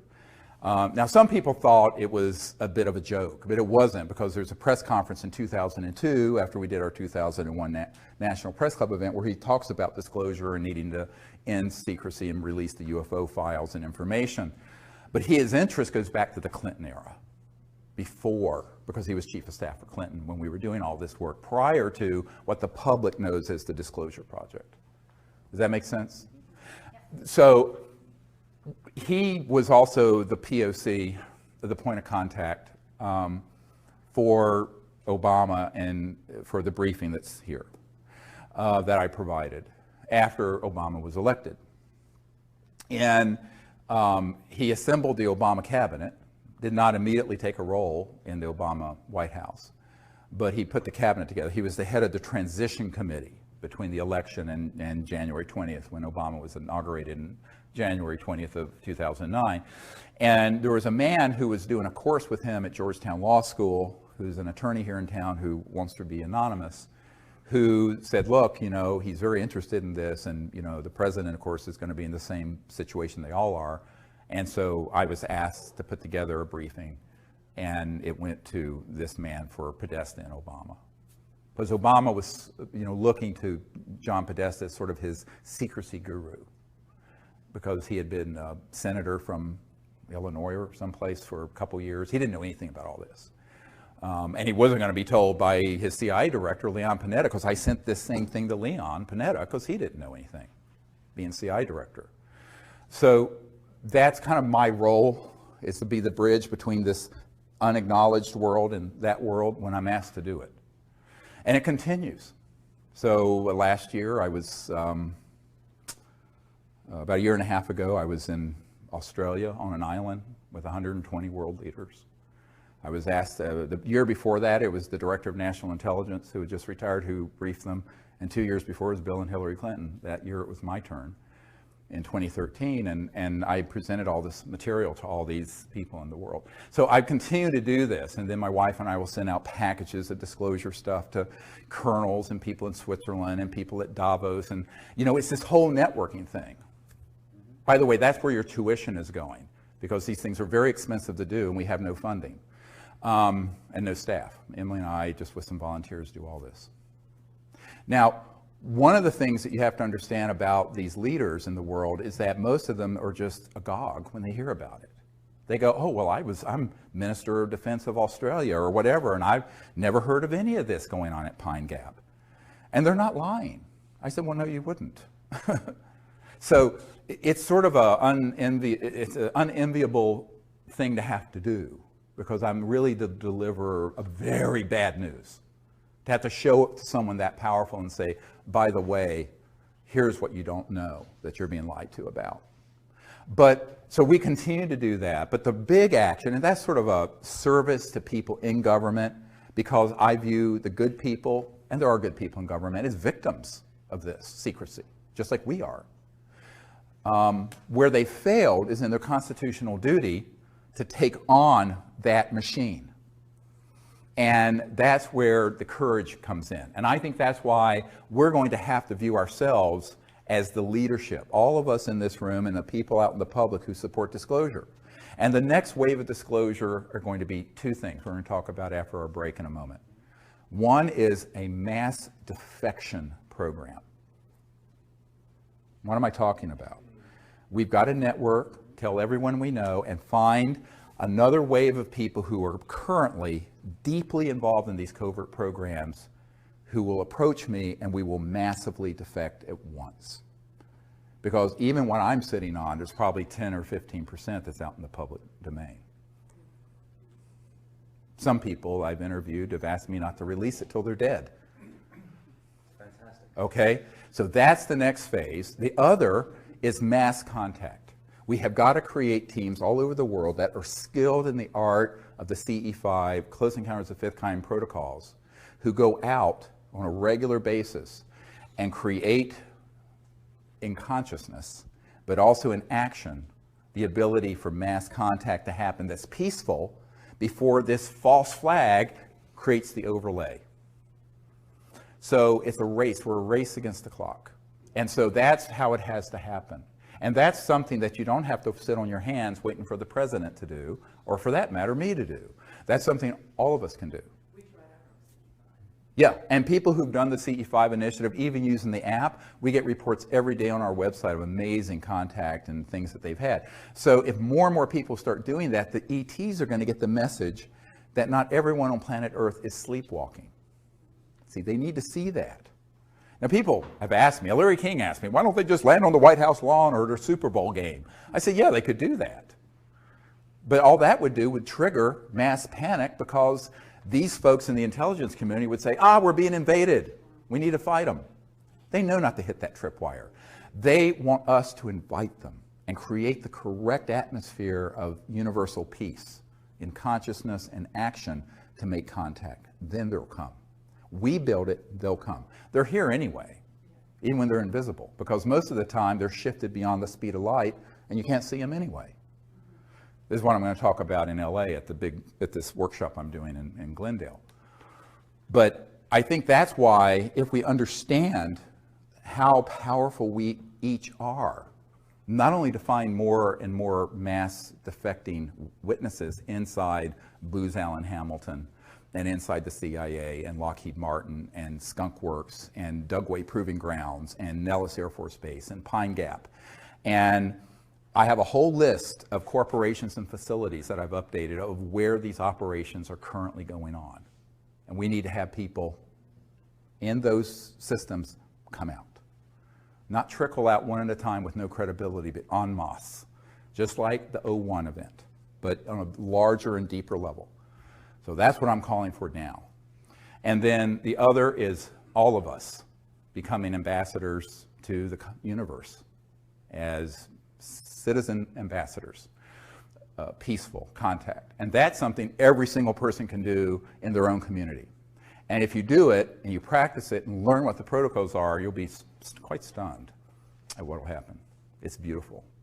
How do these groups manage to get money from the, because they get government money, how do they do that since they're working outside the realm of typical government agencies? He asks, how do they get the money from public coffers to run these sort of projects? It's actually a very good example of it is one of our witnesses who worked for SAIC, Science Applications International Corporation, in La Jolla, California, is the headquarters. And this is one of the crown jewels of the contracting entities that deal with this issue. And SAIC deals with many issues, but they sort of have companies within companies within companies. That's the way it's structured. And this particular witness, who's one of the Disclosure Project witnesses, was a woman who had been recruited to work for the company. And she was in a program that basically was a room and a bunch of file cabinets. And what she did, they took in millions of dollars based on a grant and or a proposal for funding research. It went into their office, went out the back door of the funds to a black project. And what she and the other people in the office did was gin up reports that would go back to the government and to the auditors that were completely bogus. And when she asked, where is this, what's the real research going on with this money, she was shown a file just full of these empty reports. So obviously that's fraud, but that is how they work. So For example, the B-2 stealth bomber might cost a few $100 million actually to build. They tell the Congress they cost $2 billion apiece. Well, the other missing $1.3 billion goes into the EMGs, the electromagnetogravitics or other unacknowledged special access projects. So this is sort of just the way it is done. And because of the nature of top secret compartmented, top secret TSSCI,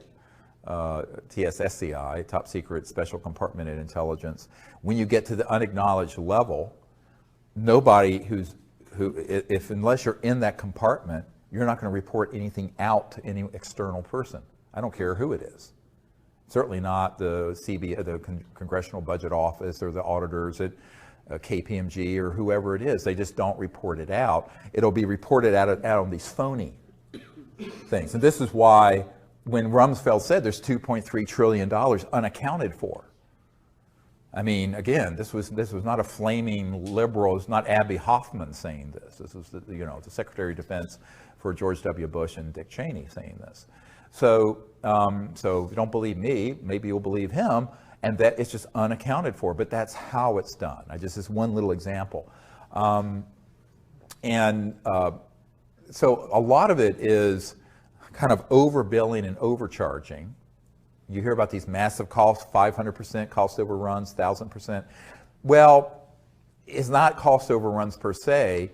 Part of it is that it's just going into a black project and being diverted, but not just Department of Defense and CIA.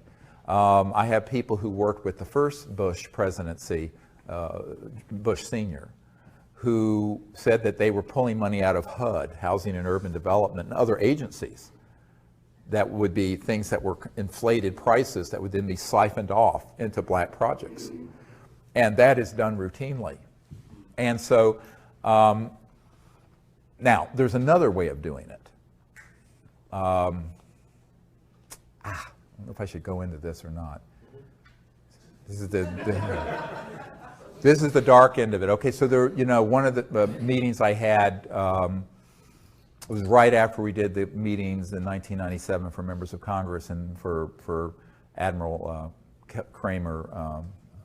Wilson at the Pentagon, the J2, head of intelligence joint staff. I had a meeting with a former member of Congress and a senior executive with SAIC at Crystal City here near National Airport at this former congressman's condo.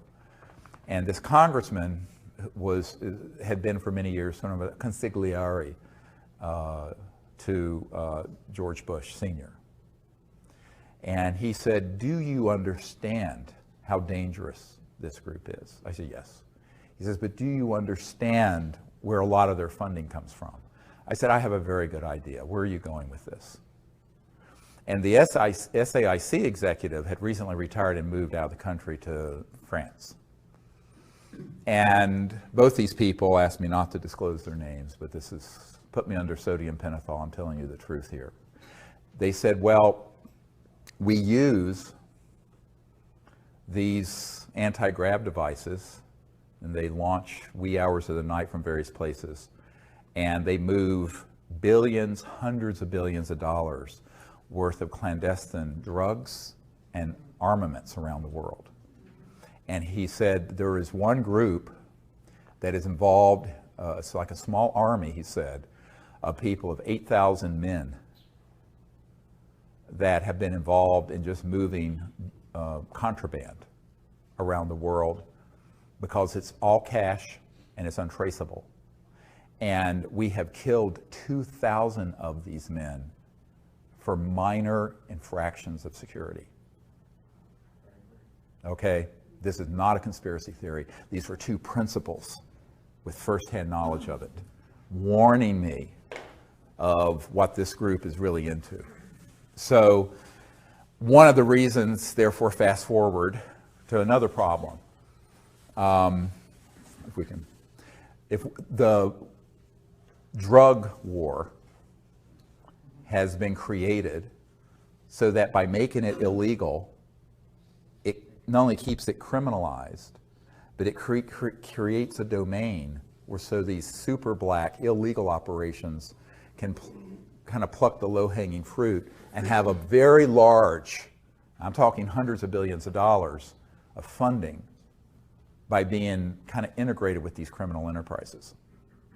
You know, now I'm not in favor of drug use, but I think it should be completely legalized for that reason.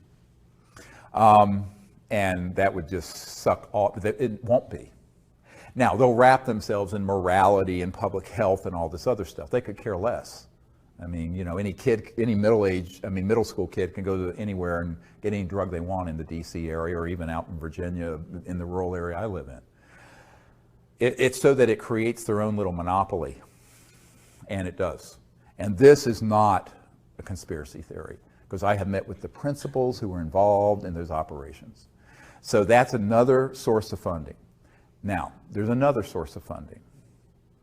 So we have the black budget of the United States government, 100, 200 billion a year. You have this clandestine and very dark criminal enterprise running drugs and armaments. And then you have another source, and that is, I call them the corporate spin-offs. Pieces of junk like this.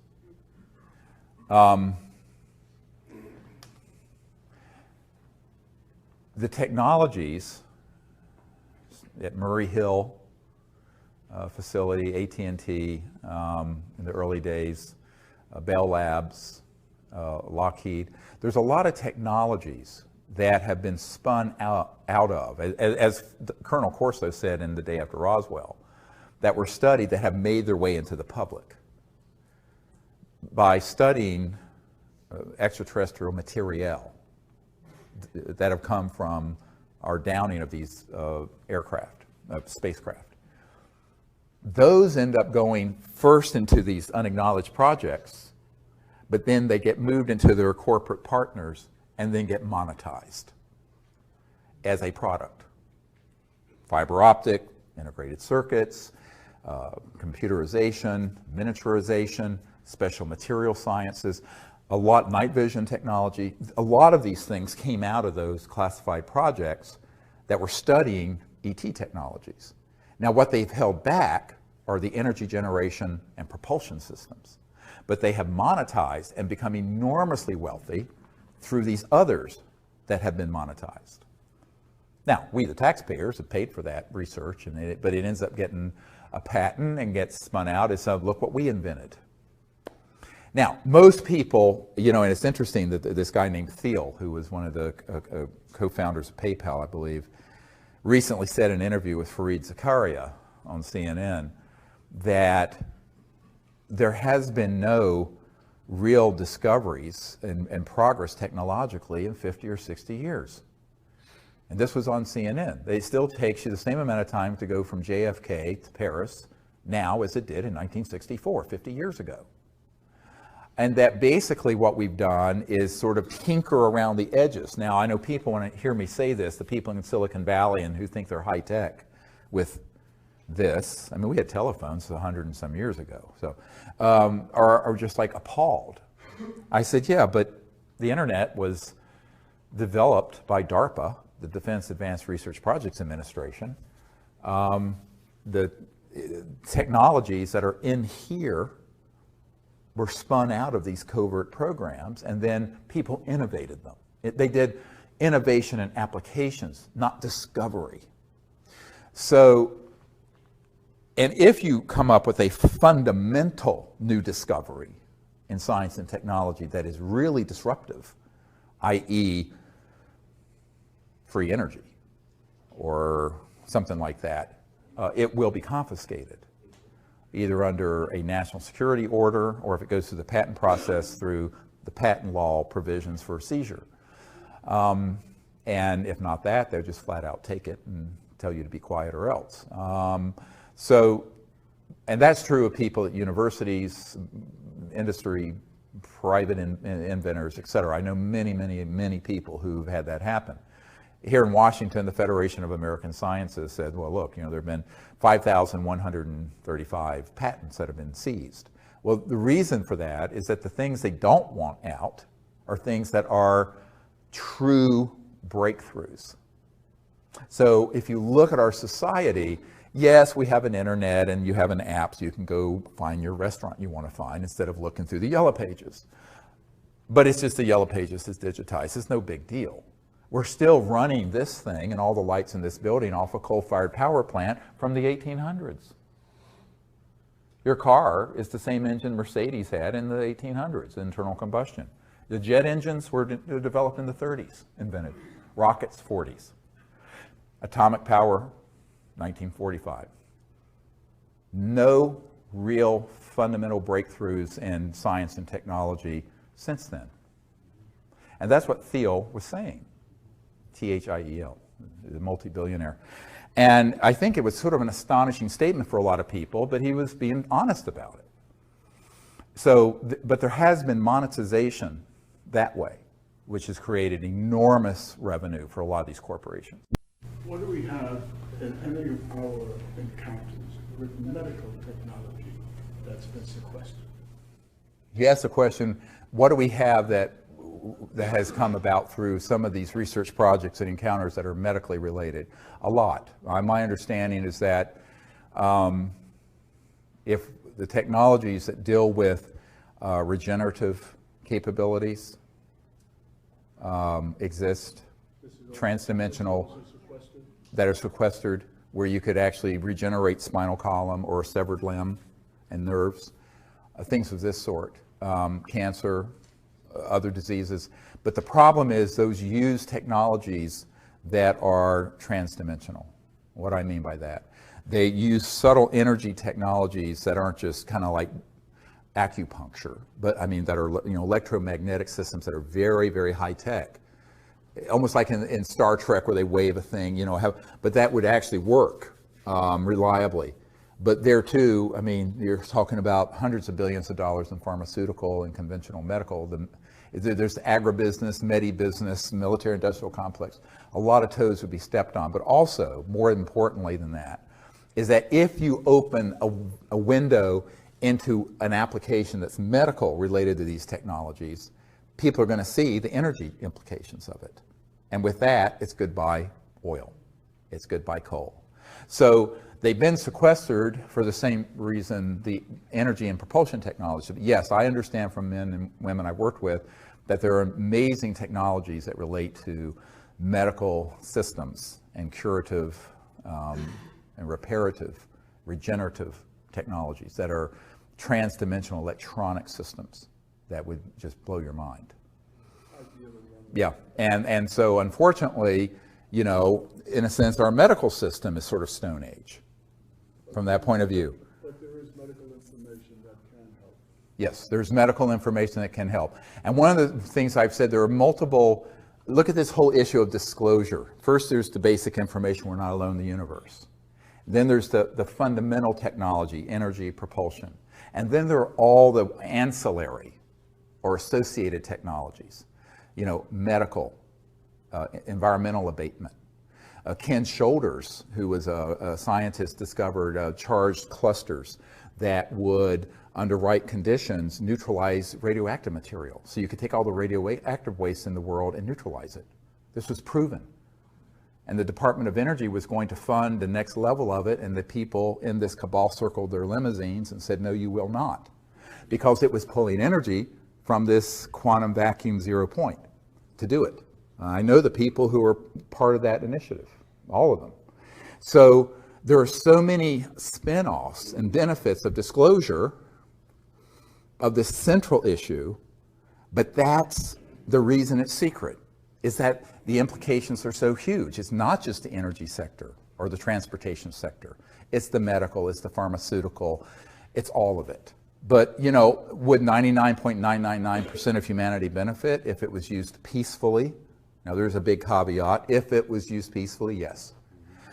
The bigger question becomes, as a colonel who was in charge of future technologies for the Air Force, and I discussed here in DC not long ago, what if they're weaponized? I said, well, they already have been, haven't they? But they're covertly weaponized. But what if they proliferate and are weaponized? So this gets into sort of the larger question, evolutionary question of, Are we willing to go forward as a peaceful civilization or not? Because we are at a crossroads where if we don't go forward peacefully, we won't go forward at all. And it's not world peace, it's universal peace. It's interplanetary. So one path leads to, it's like the Hopi line or the Hopi prophecy rock. One line leads to termination and the other one leads forever out into the future, into the stars. We are the last generation to make that decision. We don't have another 100 years.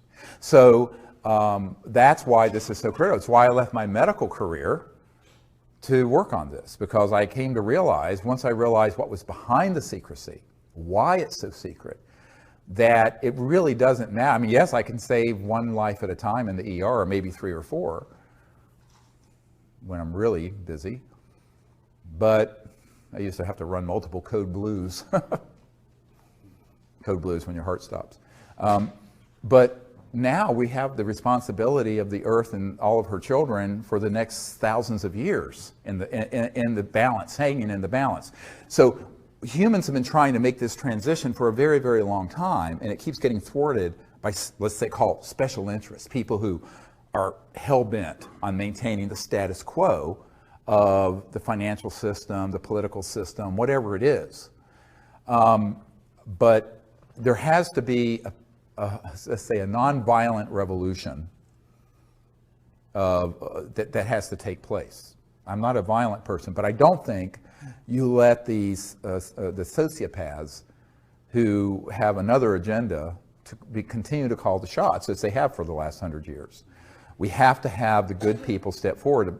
Most people, though, who are nice are too nice.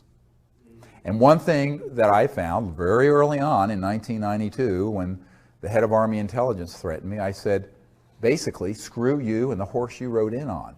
You get in my way, you'll be in Leavenworth Federal Penitentiary for the rest of your life, because I've got witnesses and documents that involve you in covert illegal projects back when you were a young officer.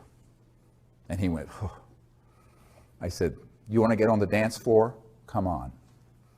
Yeah, I've got a lot of stuff that, but that's, so that's ugly, perhaps, but, you're not going to threaten me and get away with it.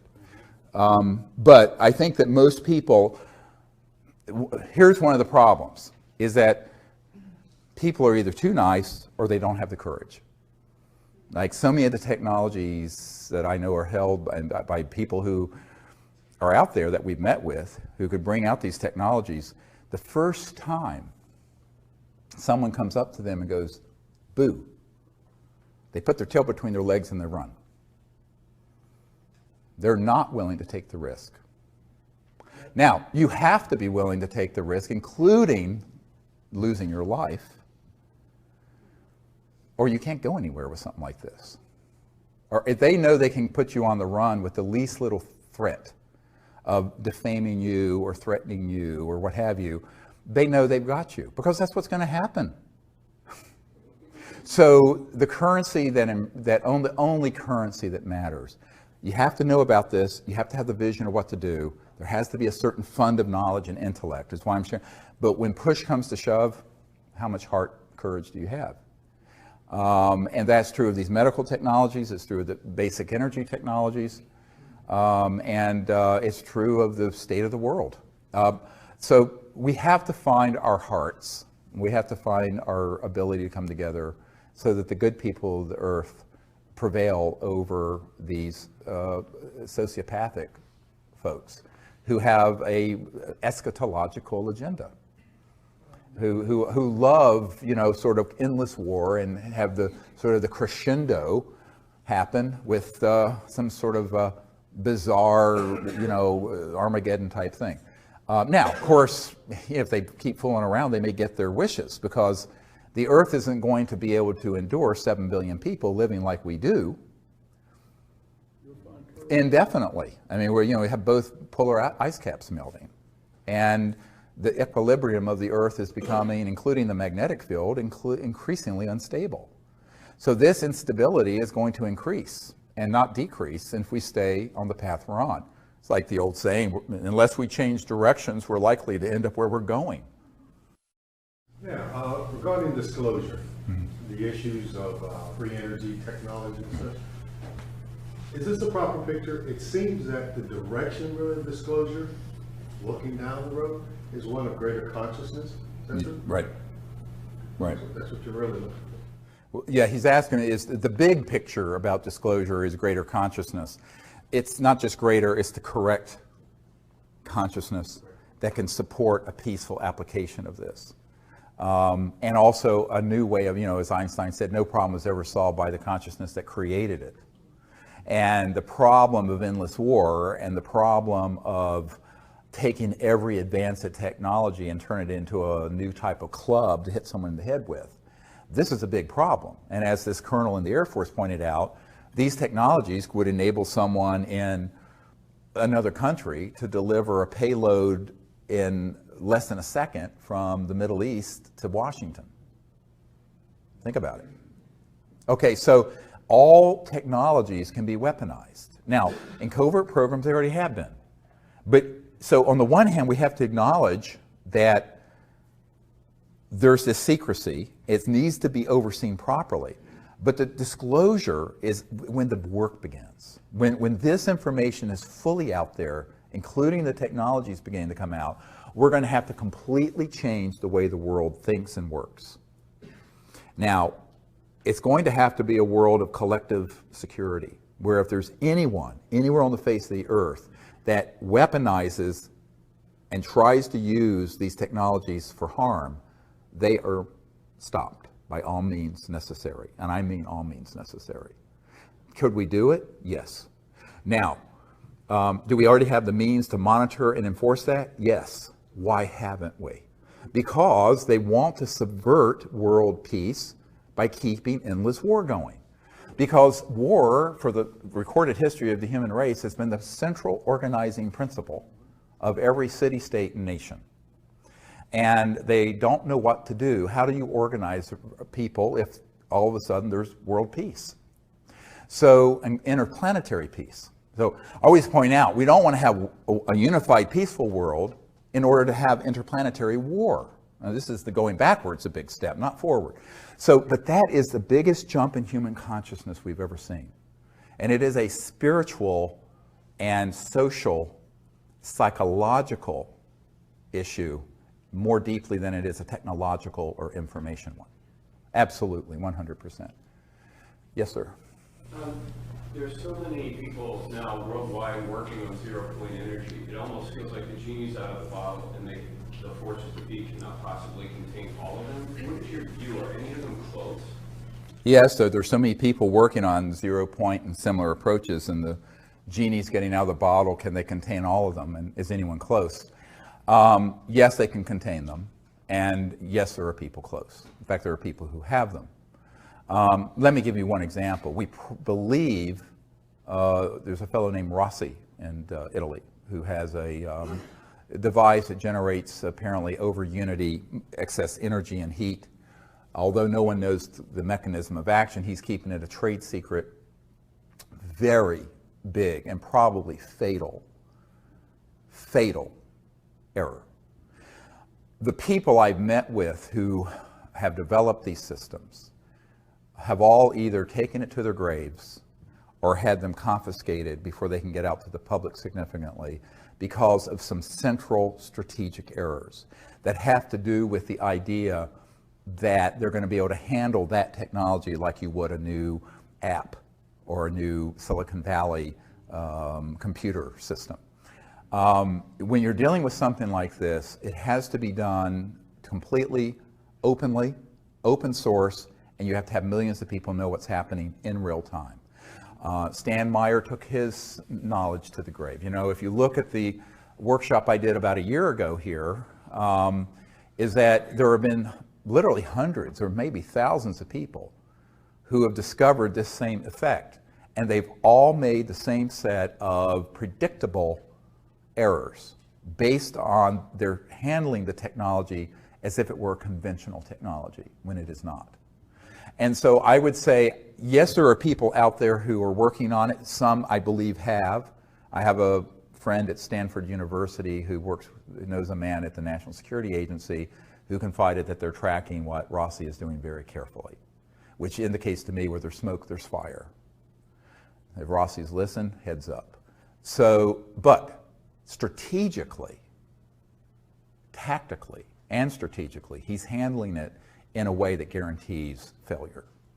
Because by keeping it tightly held, coveting, trying to keep it secret, overly concerned with monetizing the technology instead of getting it out, he is going to step into every booby trap that's been set out there. And the chances that it will make its way out to the public is infinitesimally small. And that's not just true of Rossi's technology, but of every other person who has that same idea. Again, it's because the system exists to hoover up, suck up all those technology and sequester them. Now, I just recently learned in the last couple months of a man who was working with a group of investors who was funding a man up in New York at a university, a professor, a physicist, who had discovered how to take just natural gas and burn it so there was 0 carbon and 100% utilization. That technology was going through the second round of funding and was bought out by a division of the Army and black shelved. This is fairly recent. There was another technology he was working on dealing with batteries. And as you know, like Tesla Motors has like 900 pounds of lithium batteries in that car. It's a very inefficient system. We have a Chevy Volt that it runs on our solar farm out in the country. But it's incredibly backward technology. And a group had developed a battery that was, instead of 900 pounds, 100 pounds that would charge in 15 minutes. That would take okay. But it was so radical that Tesla and some of the other groups had put together, I think it was about $1 billion between 2 different groups to acquire it, and British Petroleum came in, bought it for God knows how much, and black shelved it. This is fairly recent. So these are not conspiracy theories. This happens every day. So if you have a technology and you go the conventional investor route, funding route, patent route, intellectual property route, it's DOA, dead on arrival. Now, we've seen this over and over again, going all the way back 100 years. So, you know, the definition of insanity is doing the same thing over and over again, expecting a different result. All right?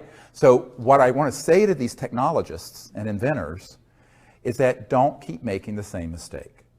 But ultimately, the money factor and the greed factor and the power factor, people wanting power and money and da-da-da, they really think they can just like be like the next Facebook guy or the next, you know, Standard Oil, Rockefeller family. That thinking is what ends up being their Achilles heel. Because ultimately, it ain't going to work that way. And someone's going to have more money and power than the next person has, and they're going to buy it out. Or it's going to get sequestered through a national security order.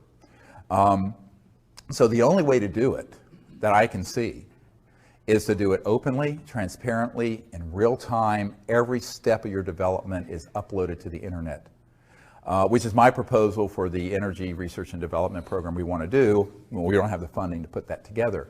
But if I were just to be put on the advisory board for these new energy researchers, I would say that's the first thing you have to do.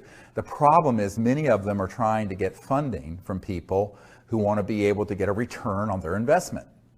So that gets into the question of you have to find people who are true angel investors who want to put the funds in, and they may never see a penny out.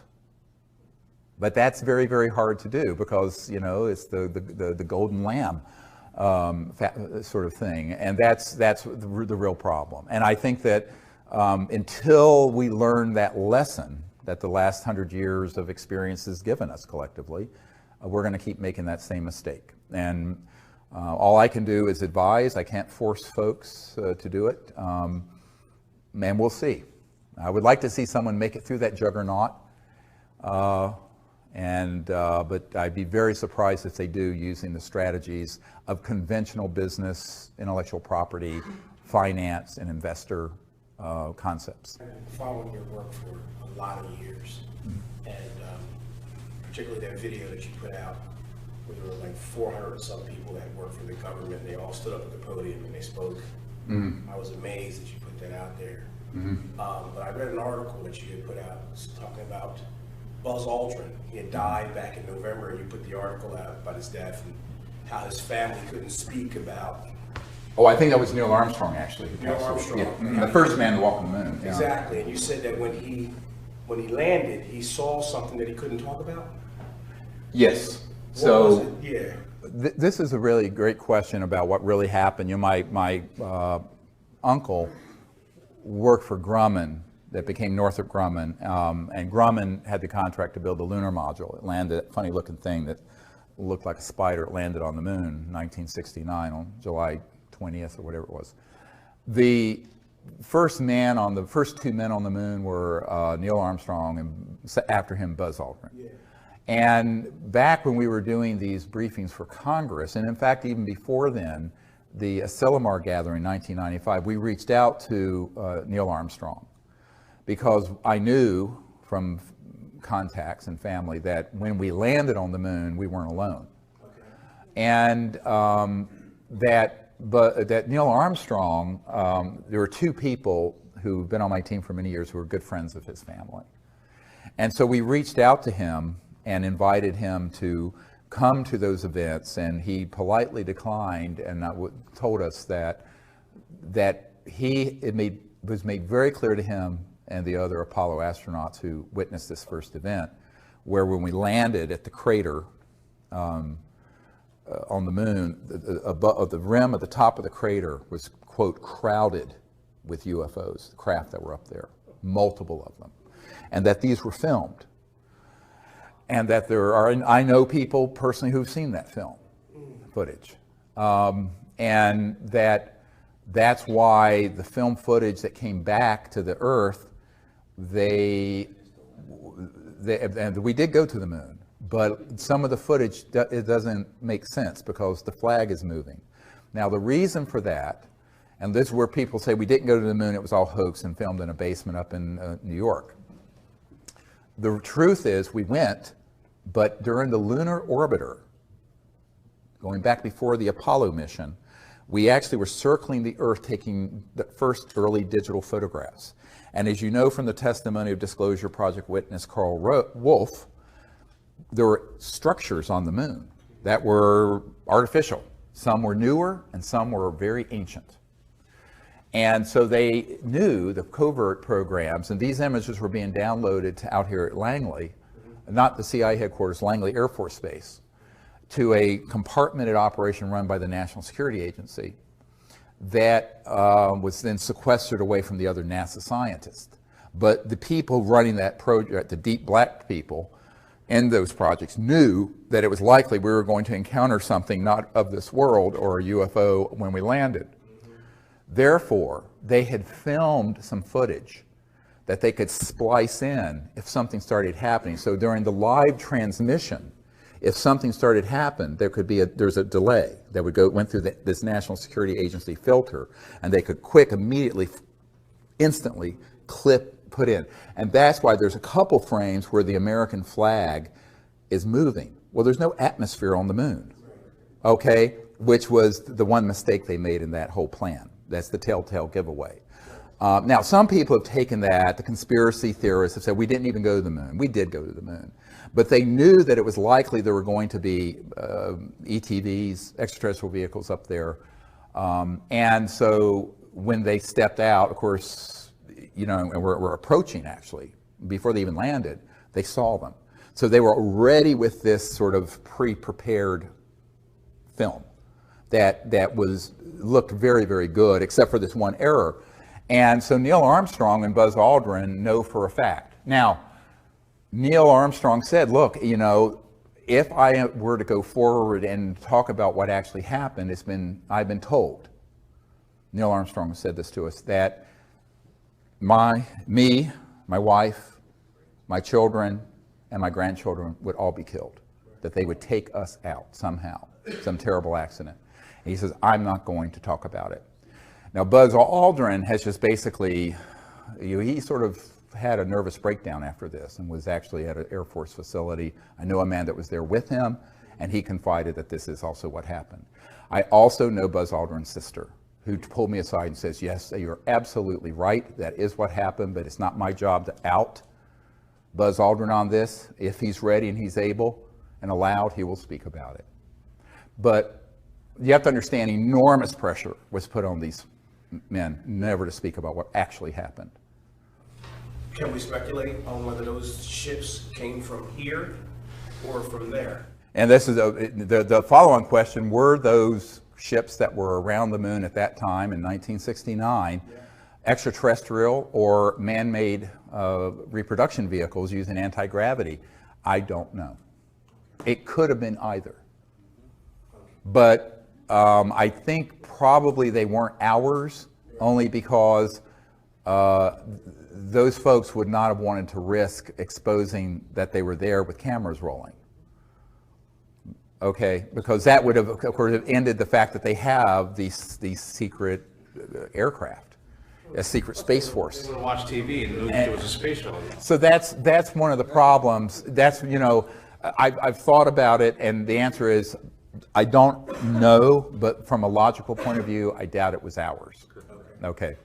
Now, you know, one of the things that Neil Armstrong was overheard saying, and this was reported in Timothy Good's book, Above Top Secret, is that Neil Armstrong stated that we were essentially warned off the moon. That, in other words, these civilizations did not want us going to other moons or planets to colonize them with the consciousness of nationalism and the Cold War. Because remember, the Apollo project was really a proxy for the Cold War.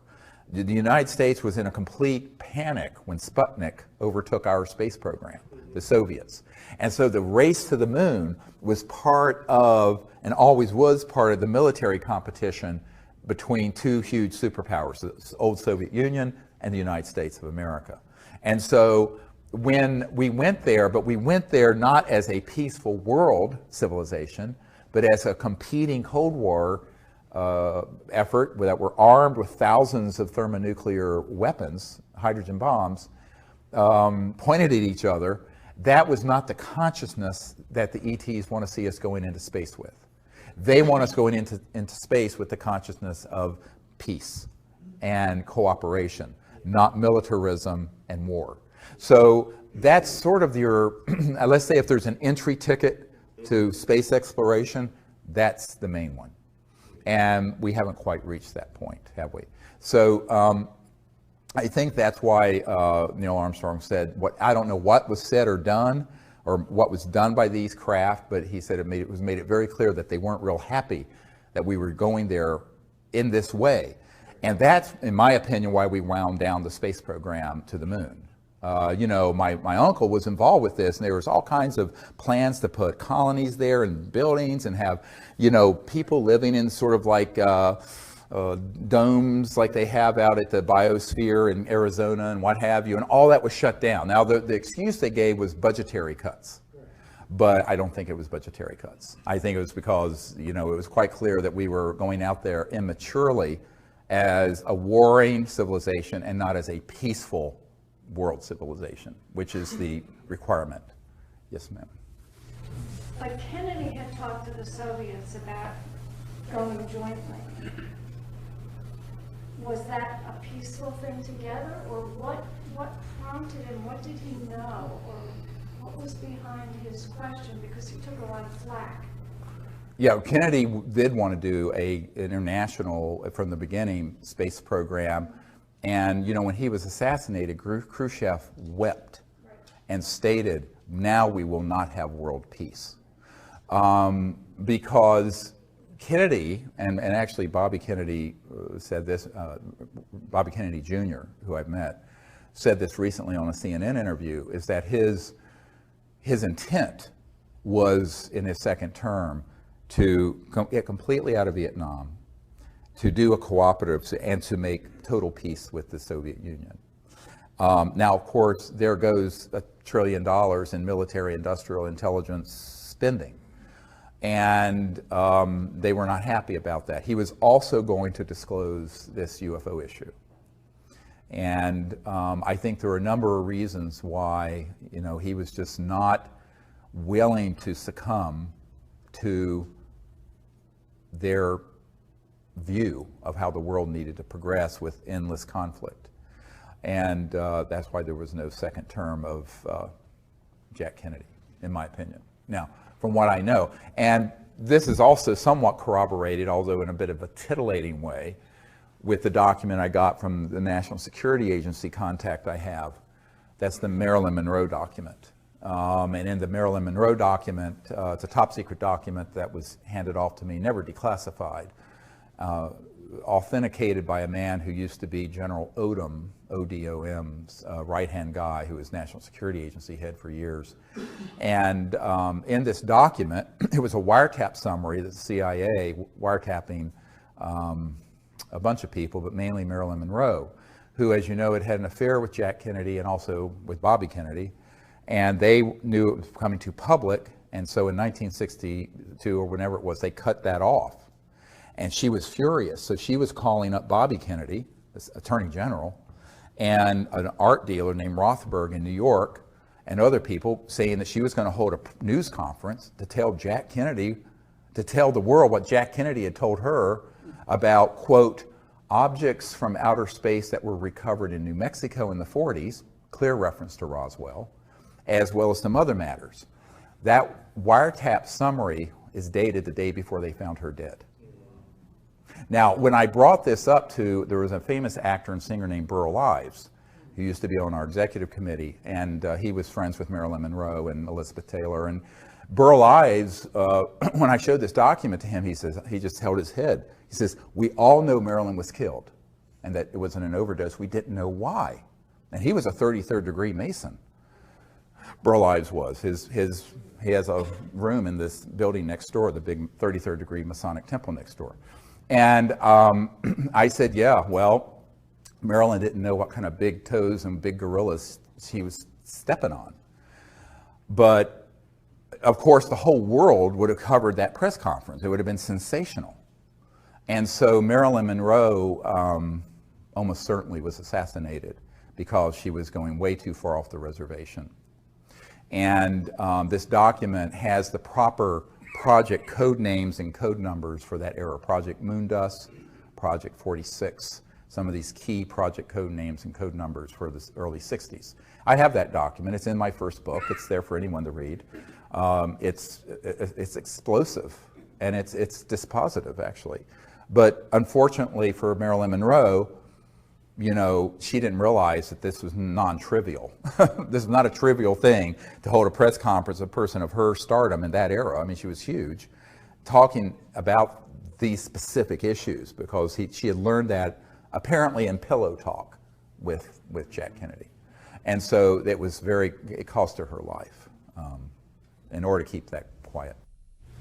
Well, I was wondering, the organization, this invisible organization that more or less runs the whole thing. Mm-hmm. If you were going to put a face on it or an organization, do they hold regular meetings, or how do they operate? They have to do some kind of thing right now. Very good question he's asking. You know, this group, Magic Control, the Majority Committee, Joint Intelligence Committee is what it is called. That's where MAGIC comes from, M-A-J-I-C. They do have meetings. It's actually transnational. There are people from other countries involved with it, not just U.S. Always has been transnational. The U.S. is key because it's the economic and technological powerhouse, but Great Britain is also very important in all this. And you know, there are various people who have been on the senior committee, such as Admiral Bobby Ray Inman. I know for a fact he was the head of the National Security Agency. Prior to that, he was Deputy Director CIA, and then he became a board member of Science Applications International Corporation. So I know a number of the people. I've met with some of the people who are on this group, including people who are deep cover in the CIA and elsewhere. And former members of Congress and other SAIC executives I've met with. But, you know, it's also very compartmented. So in other words, you may have 200 or 300 people in this group that are the sort of committee, but even within that, it's a pyramid. And there there's compartments within it. Not all of them know what is everything going on. It's not like it's an all access pass. And some have gone rogue, splintered off and kind of gone rogue, even within the rogues of the rogue, if you get my drift, which is why it's so dangerous. I could draw a whole diagram of it, but you can kind of imagine some of the key people. More recently, General Michael Hayden has been involved with that committee, who had been NSA head and CIA director. So some of these people are known in the public, most aren't. And what I would say is that a lot of the folks who are in the corporate contracting world, what's called WFO, work for others, contracting, are key to this. I remember years ago, right before I was going to have the meeting with the Clinton CIA director, I was in Arizona at the Wrigley Mansion, the Wrigley chewing gum people, but it had been bought by Jordy Hormel of the Hormel Meat Company. And there was a man who was a member of this MAGIC, this MJ12, they used to call it, group. And he asked me to come to the mansion late at night, 10, 11 o'clock at night. I went there, and it was Jordy Hormel was nowhere around. They were just using the facility. And this was a high-tech digital guy, and who actually moves around in the UFO subculture. And we were at this table. It looked like a big conference table, and all these suits were there and people. And they were basically,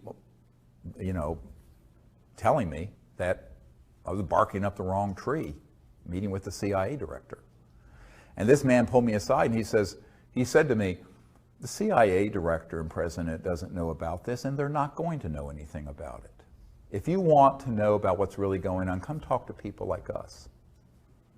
And it was a whole room full of folks like that. Spooky. And then it was interesting because, a couple years before, the former head of Army Intelligence had offered me $2 billion if I would stop doing what I was doing, close my operation, and join his group. He had a $2 billion slush fund out of Eastern Europe. And I said, no, thank you. And that was when $1 billion was a lot of money. And when I refused, and he went to my wife, tried to convince my wife that I should do this. But this was 2 years later, and this guy said, you know what? This is how they operate. We checked you out. You're a doctor. You have really good credit. Take out all the credit cards you want, and you can run all your operations, max them out each month. Because my group, we run the supercomputers that back up the global financial system, and we'll just zero them out every month. That's what he offered. We'll just zero all your credit cards out every month. I said, well, that's very nice of you, Jim, to offer that, but then you would own me, wouldn't you? Because you'd have a record. And I said, I'm afraid I can't. He says, no, we're just trying to help you out. You see how this works. That was in 1994, 93, and then 94. So they, I've, over the years had multiple of these sort of approaches, which is quite bizarre. And you couldn't make this stuff up. If you put it in a movie, people would think it was fictitious. But it is how they operate.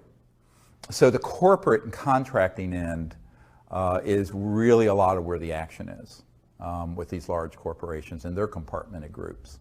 And then within certain agencies, there are select folks who are on this committee. So it's not all one thing, but they do have meetings, and it's evolved over the years. My understanding, I was told this some years ago, that about 70% of that group favors what I'm proposing. But the other 30% who are the really violent ones are opposed. And they don't mind killing one of their own, like Bill Colby. Bill Colby was in this group. He defected, but he did it alone. And he was going to make a run at the crown jewel of what they were keeping secret, and that's the energy technologies. And that, as I mentioned, that week they found him floating down the Potomac River. So, and I think that was in 95 or 96, but, you know, I think this is why, you know, I've had some very tragic things happen in my life, if you read between the lines, and that's why I decided I had to find other ways of doing this where we don't increase this body count. Yeah. Yes. Okay, first thing, sorry about my terrible accent. No, you're fine. Okay, so this is an important and personal question for you. How the ET choose you and how they decide you are the right person for making contact. And if that happened and they contact you after that, what to do?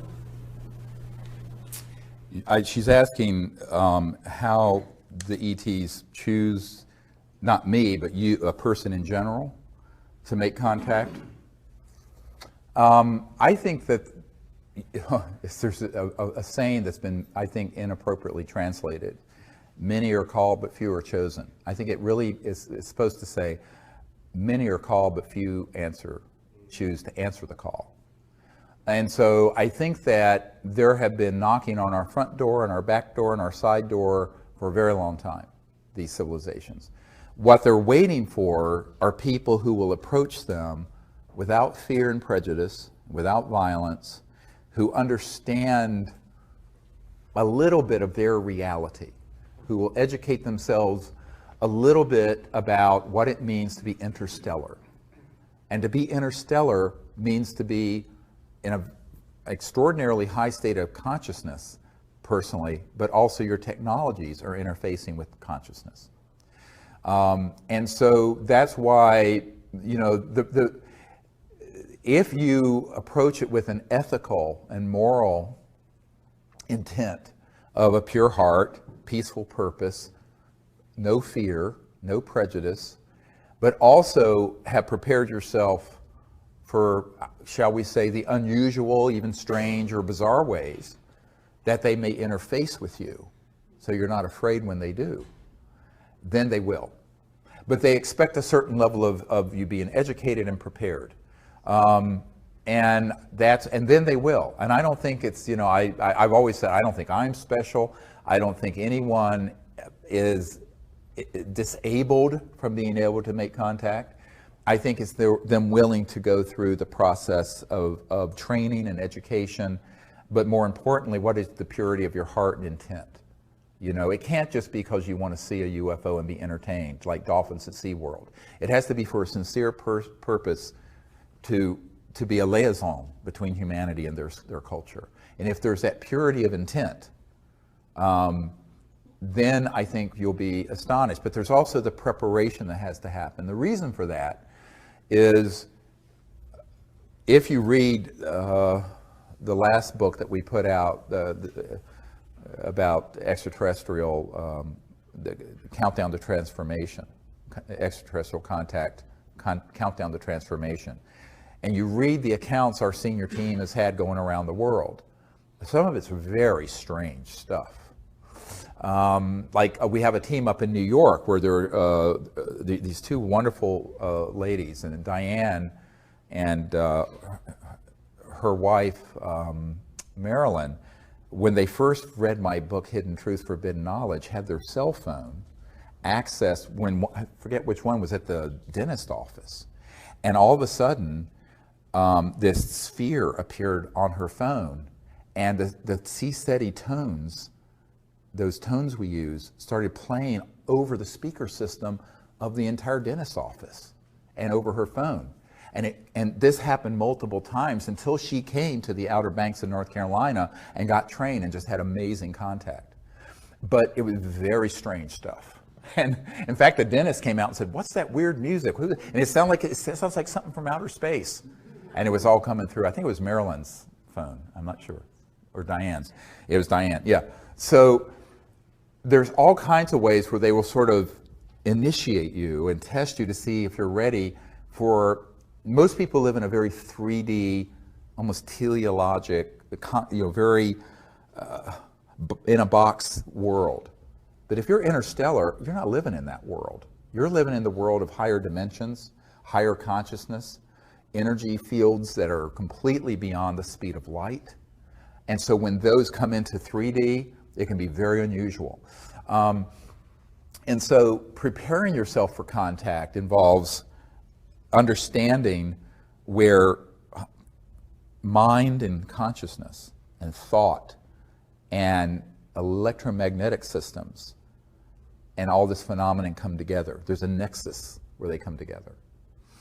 And that's why the development of higher states of consciousness in the meditative state is the foundation of the whole Close Encounters of the Fifth Kind initiative. It's very controversial amongst the nuts and bolts crowd in the UFO subculture. I said, yes, but you're not dealing with civilizations using a piece of junk like this. They're not communicating using the speed of light.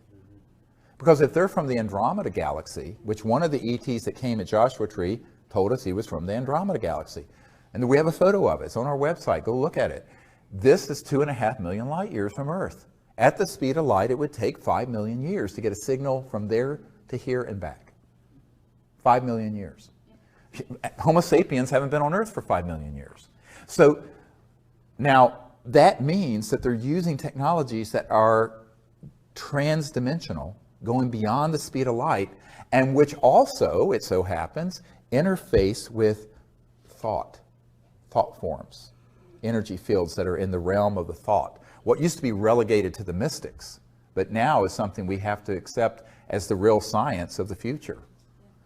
And so this is where the science of consciousness and the science of transdimensional and interstellar technologies are going to have to come together, which is actually my first great love. This is actually what got me involved in all this, because before I was a medical doctor, I'd had a near-death experience, and I had this, even though I was raised an atheist, I had this experience of the unbounded being, and it was beautiful. It was a God consciousness experience, for lack of a better word.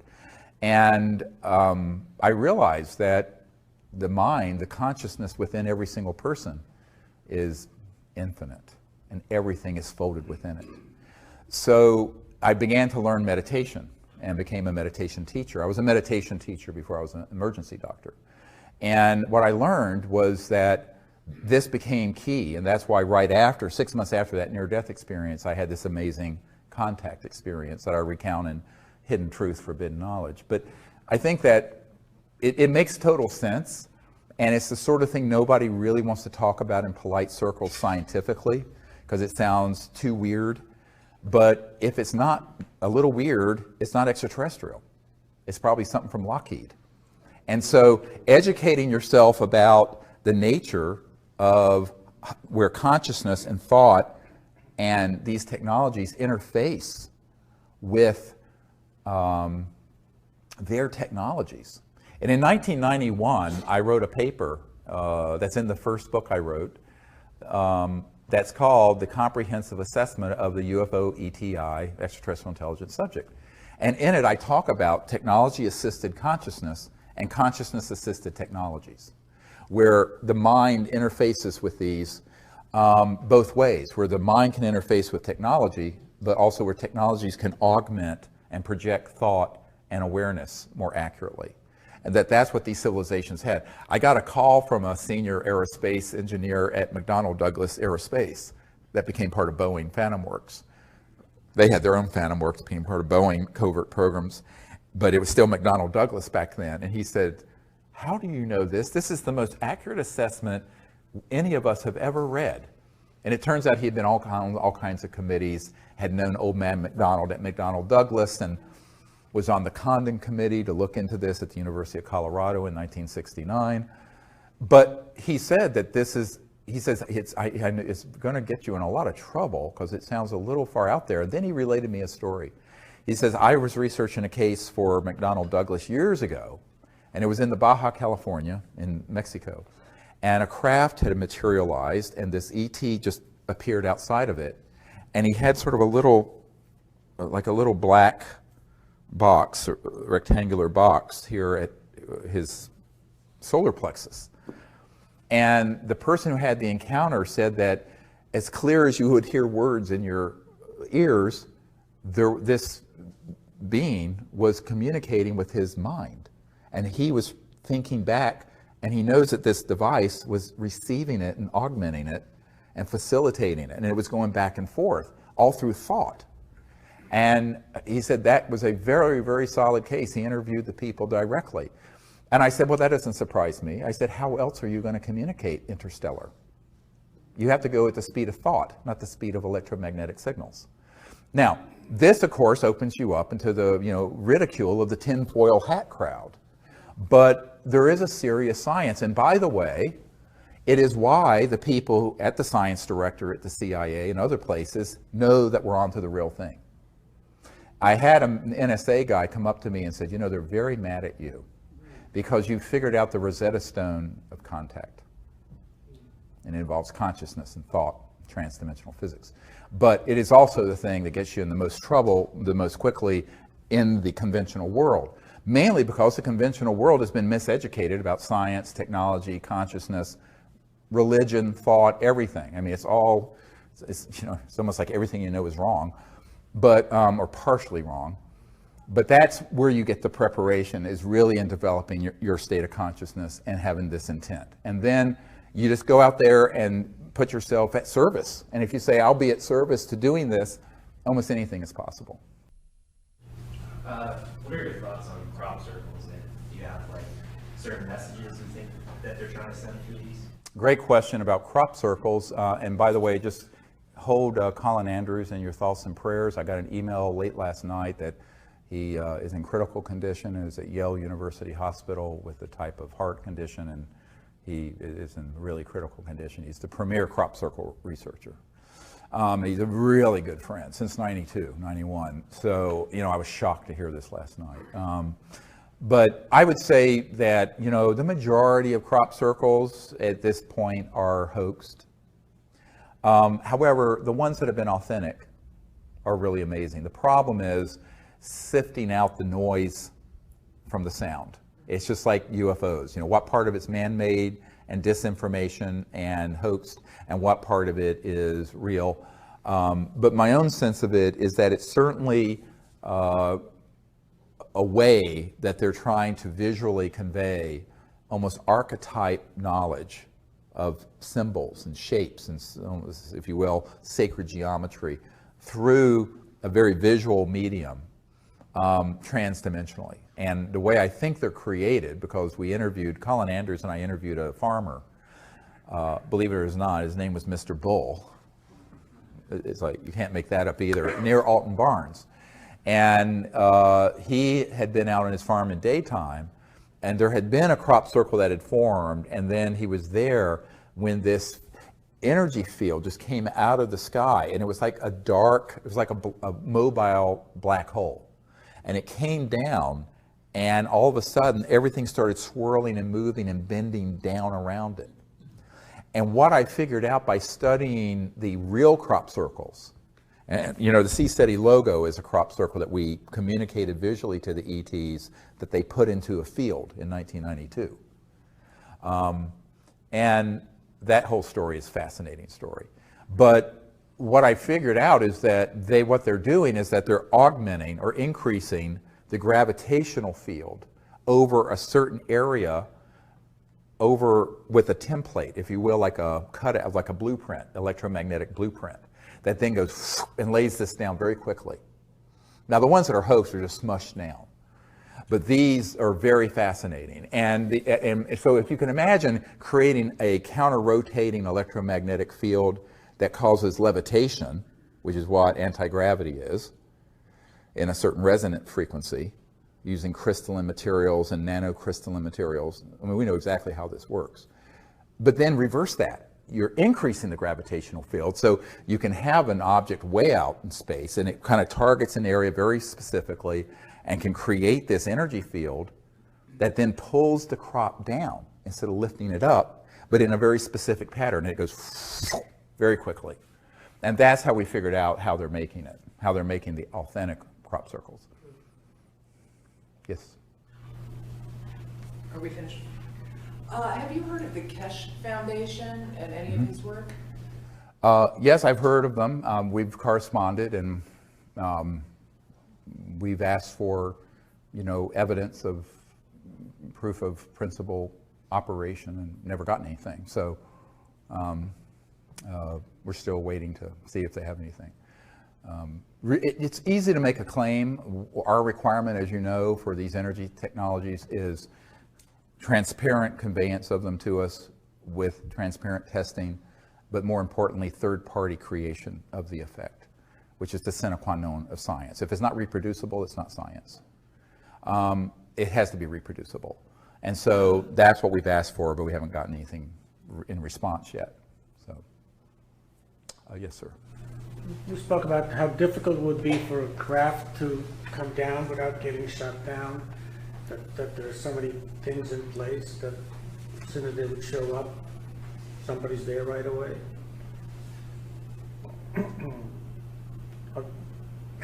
Is there a question?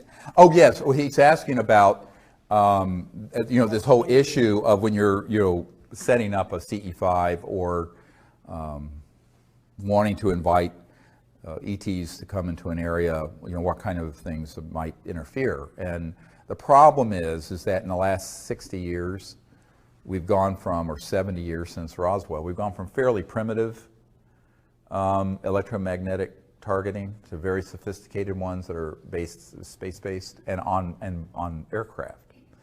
And these have been used. Now, we were at Mount Shasta a few years ago when we were doing CE5, and there was this really not fully materialized craft. It was like a sphere of pure white energy, light, visible. Everyone saw, 30 people, 40 people. And it was floating towards us out of Mount Shasta, about 12,000 feet elevation. And we were at about 7,000, so probably about 5,000 AGL, above ground level. And it was coming towards us. And there was a very high altitude, it seemed like it was a 747, especially equipped, and a burst of energy came out of this aircraft. And at that instant, this partially in this dimension craft vanished, and this energy field, it was invisible, but came in about 200 yards in front of us into the woods and crashed through the woods, ripping the tree limbs off in the trees, and actually impacted the earth and went boom, and then boom, boom, boom. It, for 15 seconds, shook the earth. And I thought we were expecting to see a mushroom cloud. Nothing. It was just a directed energy weapon. And that was one of the few times where I was really scared for my group. And I thought, my God, we're all going to get killed. And everyone there saw this. And that's when, a few things like that happen. And that's why one of our protocols is to always let the ETs know, don't do anything too risky, because we don't want you or us to get caught in the crossfire. This is why we initially started these briefings with the military, to ask that we have them deconflict their operations with ours, but they didn't listen because the operations that want to interfere. Now, why would that happen? They don't want CE5 events to go so far that it results in a massive, open, dispositive event that can't be ambiguous. And that's why it tends to be quick, strange. Now, can that change? Yes, perhaps. But people have asked me, why don't you go to the Amazon? Or I don't think it matters, because the weapon systems I've been briefed on are geospatial. They can be moved, and there can be on what look like satellites or aircraft that can be anywhere in the world. So I think that that's why, as the head of this, there are thousands of people doing the CE5 initiative. I always tell people the biggest liability is if I'm there. So do it without me. Because they don't have enough assets to keep track of thousands of teams, but they can keep track of where I am.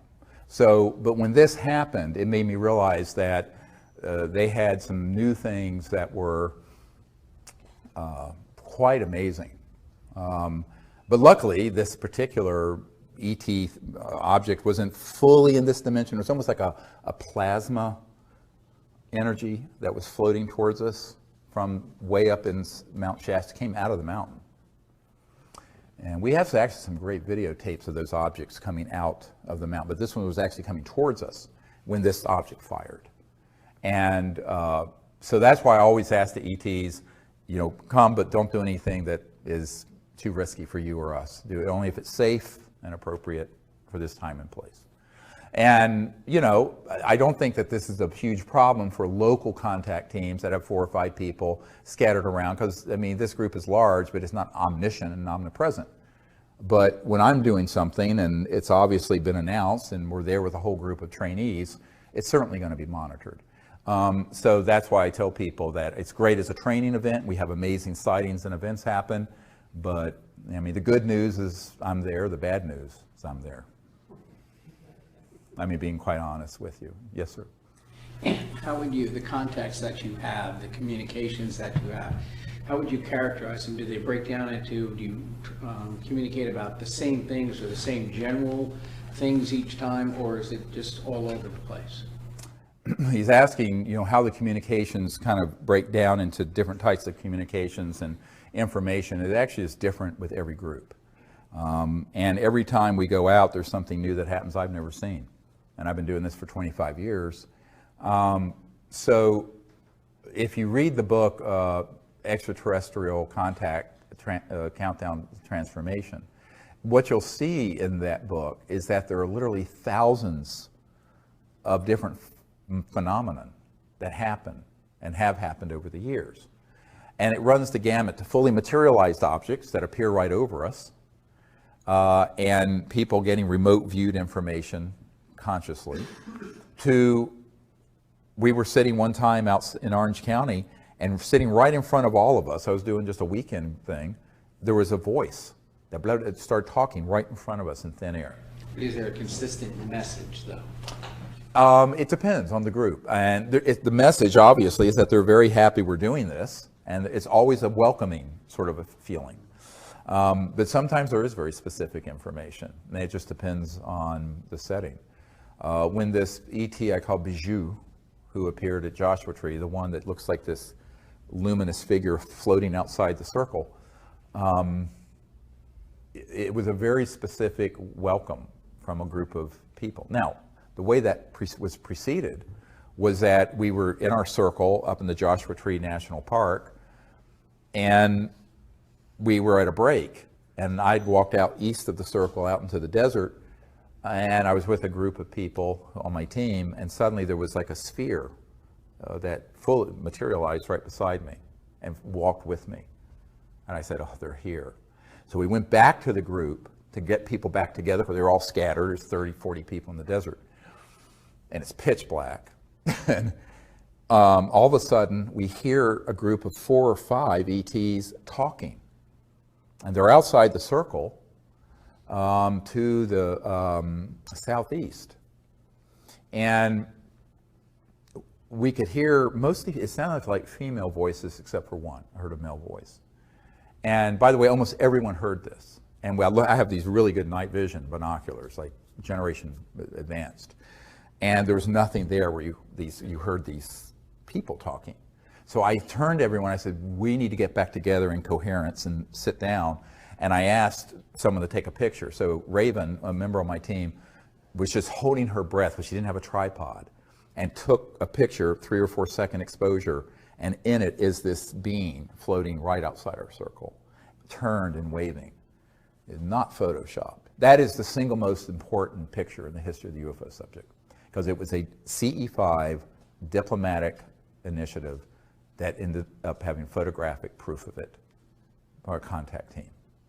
So it's been roundly missed by most people. It is the single most important piece of evidence in the last 100 years that I know of.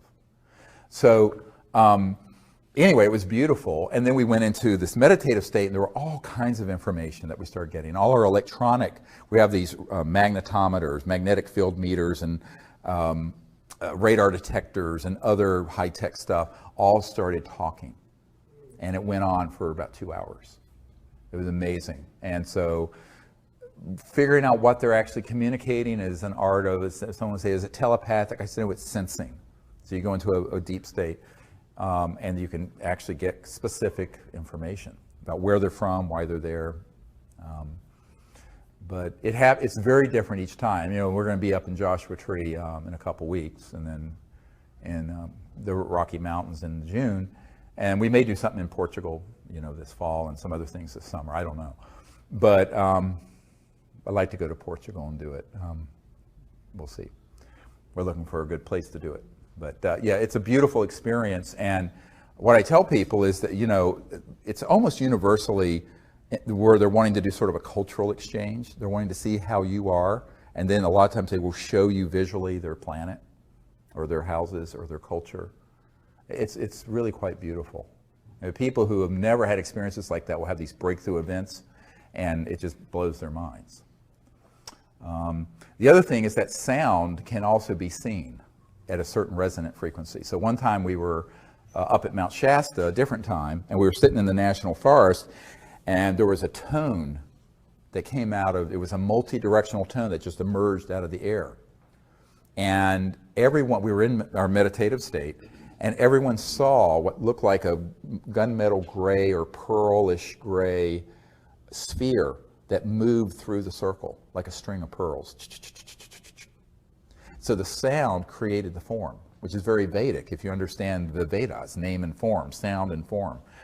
And that was definitely ET. And it was astonishing because almost everyone sitting there heard and saw in their visual image the same object move through.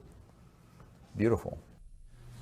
When I was watching the testimony from the National Press Club, there were witnesses that mentioned seeing objects on radar moving at very high speeds and at right angles, right, which to me means that they must be dematerialized if they had any life forms on board. Otherwise, they would have been smushed by the momentum of the right angle. Does that have any implications in terms of like the soul that might be in the person? Because how can a being dematerialize and then come back? Well, he's asking a question about objects that are moving like at 100,000 miles an hour or 20,000 miles an hour, make a right turn. Actually, they do not have to be dematerialized. What they do is that they can create, if you will, an energy field around the craft that is kind of like control for one gravity. And so even if you, and it moves with the object. So this is field propulsion, all right? So it can be moving at 100,000 or 200,000 miles an hour and stop or make a right-hand turn. Now, if you were in a jet aircraft, your brains would be coming out of your nose, literally. I mean, it would kill you. But if you have the ability to control what's called gravity control and mass control, and remember, it's a misnomer to say anti-gravity. It's actually, if you will, a mass attenuation, a reduction of mass. So using certain resonant frequencies electromagnetically, you can cause an object to become lighter and then completely massless. Now, at the point that it's massless, it's out of this dimension. But it can be 99% massless, and you will see some aspect of it. You see what I'm saying? And this has to do with spin theory in physics and altering the angular momentum of the atoms and subatomic particles. I'm not going to go into the arcana of this because people will be bored. But, you know, we understand how this works. But basically, the whole craft and everyone on it is, and around this object, is a field that's created. So that's how it can move. And they can still be fully materialized and move. Now, it may also be that they're not materialized and all you're seeing is sort of a energy form or a plasma effect. Such as when Stoney Campbell, who was an Air Force security officer at the Air Force Base in Oklahoma back in the 60s, and there was a cobalt blue sort of a chevron or triangular craft that came over the hot nuclear armed aircraft that we had there. And he and the other security guards could see it, but it wasn't solid. It literally could go straight through the aircraft. But it was enough in this dimension that it set off all the alarms. So all the pilots had to go into the hot area and take off. This is in the disclosure book and in the material. So, but in that case, they were like, what are we seeing? It was almost like an apparition. Because what they were doing, they were checking out our nuclear weapons, but in a form that wasn't fully solid. And to understand that, you have to begin to understand how you can sort of change mass to where it crosses over into just energy, pure energy, which all mass really is pure energy, but that's all that's left and represented, and then tweak it a little more, and it's invisible. It's still there, And all you may do is pick up an electromagnetic signal, which is why learning how to make contact and how the phenomenon comes, it's really useful to come on one of these expeditions that I run. Do you know if it's a semi-transitional thing that we're seeing, like maybe it's semi-transdimensional versus dematerialized? Like, how do we know which really is what's happening when you see just that glow, but it may not be there? We just see the light that's being emitted from the object, but Right. maybe it's not physical. Is it dematerialized, or is it like transitioning between dimensions? Do we know? Yes, we do know. He's asking, how do you know if it's dematerialized? If it's really completely out of this dimension, you're not going to see it. You may remote view it, and there may be an electromagnetic field effect, but visually you're not going to see it. Remember, your eyes only see a very limited spectrum. If you are seeing it, and it may be only transiently, it may only be like a heat wave effect, and you see this thing shimmering, and it comes in and out of this dimension. What it's doing, it's phasing in and out.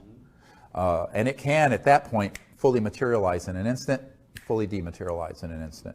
And this is actually what Corso described. It wasn't in his book, but I mean, I saw it in his papers when I went to his house. He had a stack of papers this big. And Colonel Corso had this encounter at White Sands where this craft materialized in broad daylight, and then it would dematerialize. And when it was dematerialized, there was just, it looked like a heat wave, you know, like a mirage in the desert, and then in the shape of the ship. And then it would go click and be fully materialized back. And it did this back and forth, showing him. All within the same dimension does it do this, or is it transitioning between dimensions as it does it? And that's what I'm saying. It's going from 3D into other D. Got it. Okay. But, you know, it's like a radio waves. If you imagine, you know, the old tuners where you can turn, and sometimes you will hear two stations at once on the old AM radio dials, like, you know, where you turn, they can sometimes be in multiple dimensions simultaneously. But that, you know, this is a really advanced discussion of the technologies. But, you know, yes, we do understand how they do it, and classified programs have also experimented with doing the same thing. We have time for probably, what time do you guys have? 5:58. We have 2 minutes before we're supposed to take a break. Is that right? Yeah. So let's see. I'll take someone who hasn't asked a question yet. Yes, sir.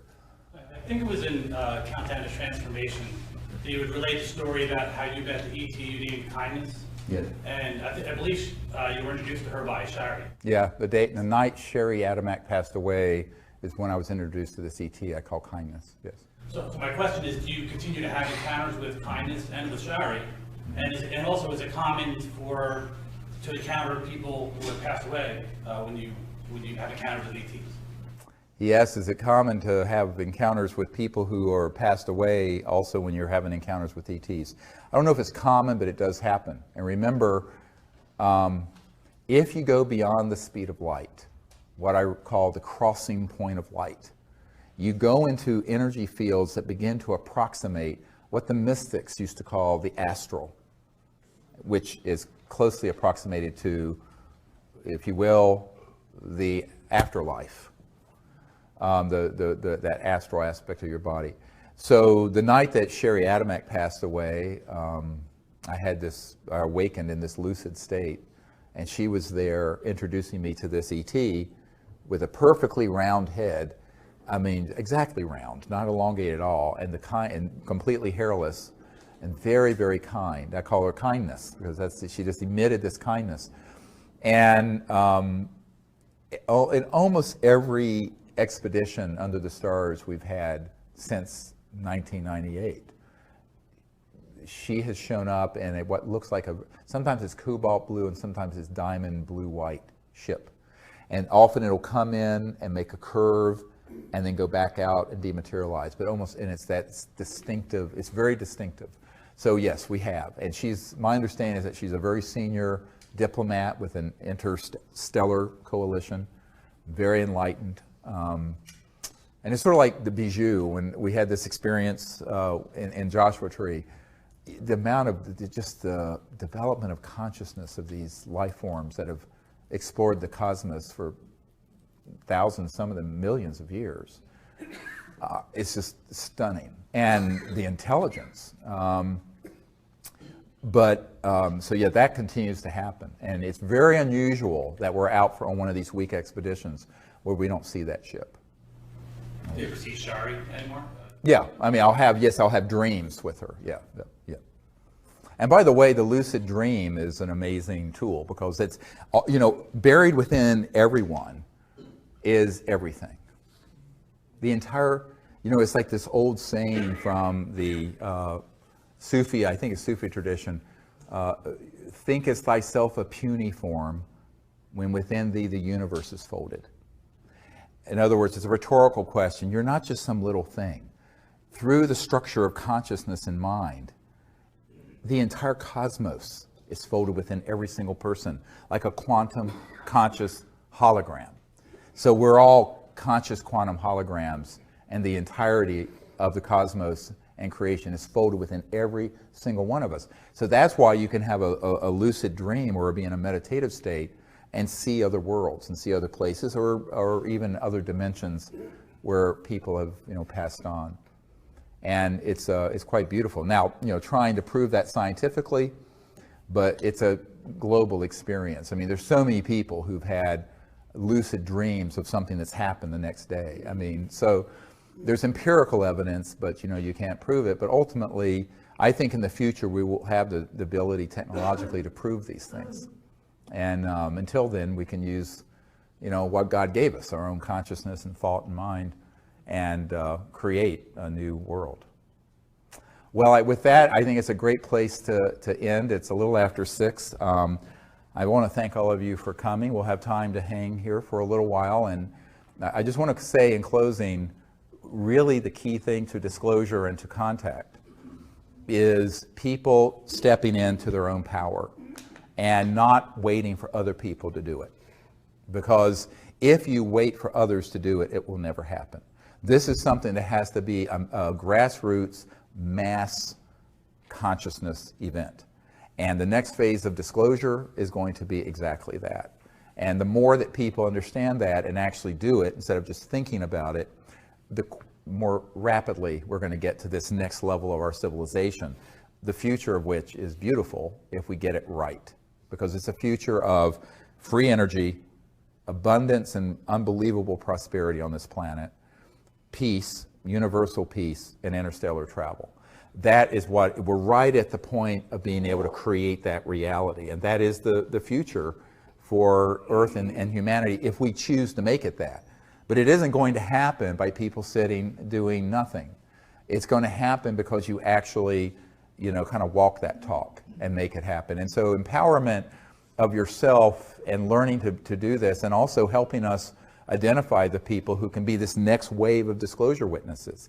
You know, but just by sharing the disclosure book and the videos of what we've already put together with people, people will come up to you and say, oh, well, I know someone who was in the Navy, who was on a ship that had this, or someone who's worked for Lockheed Martin at the Cube and Edwards.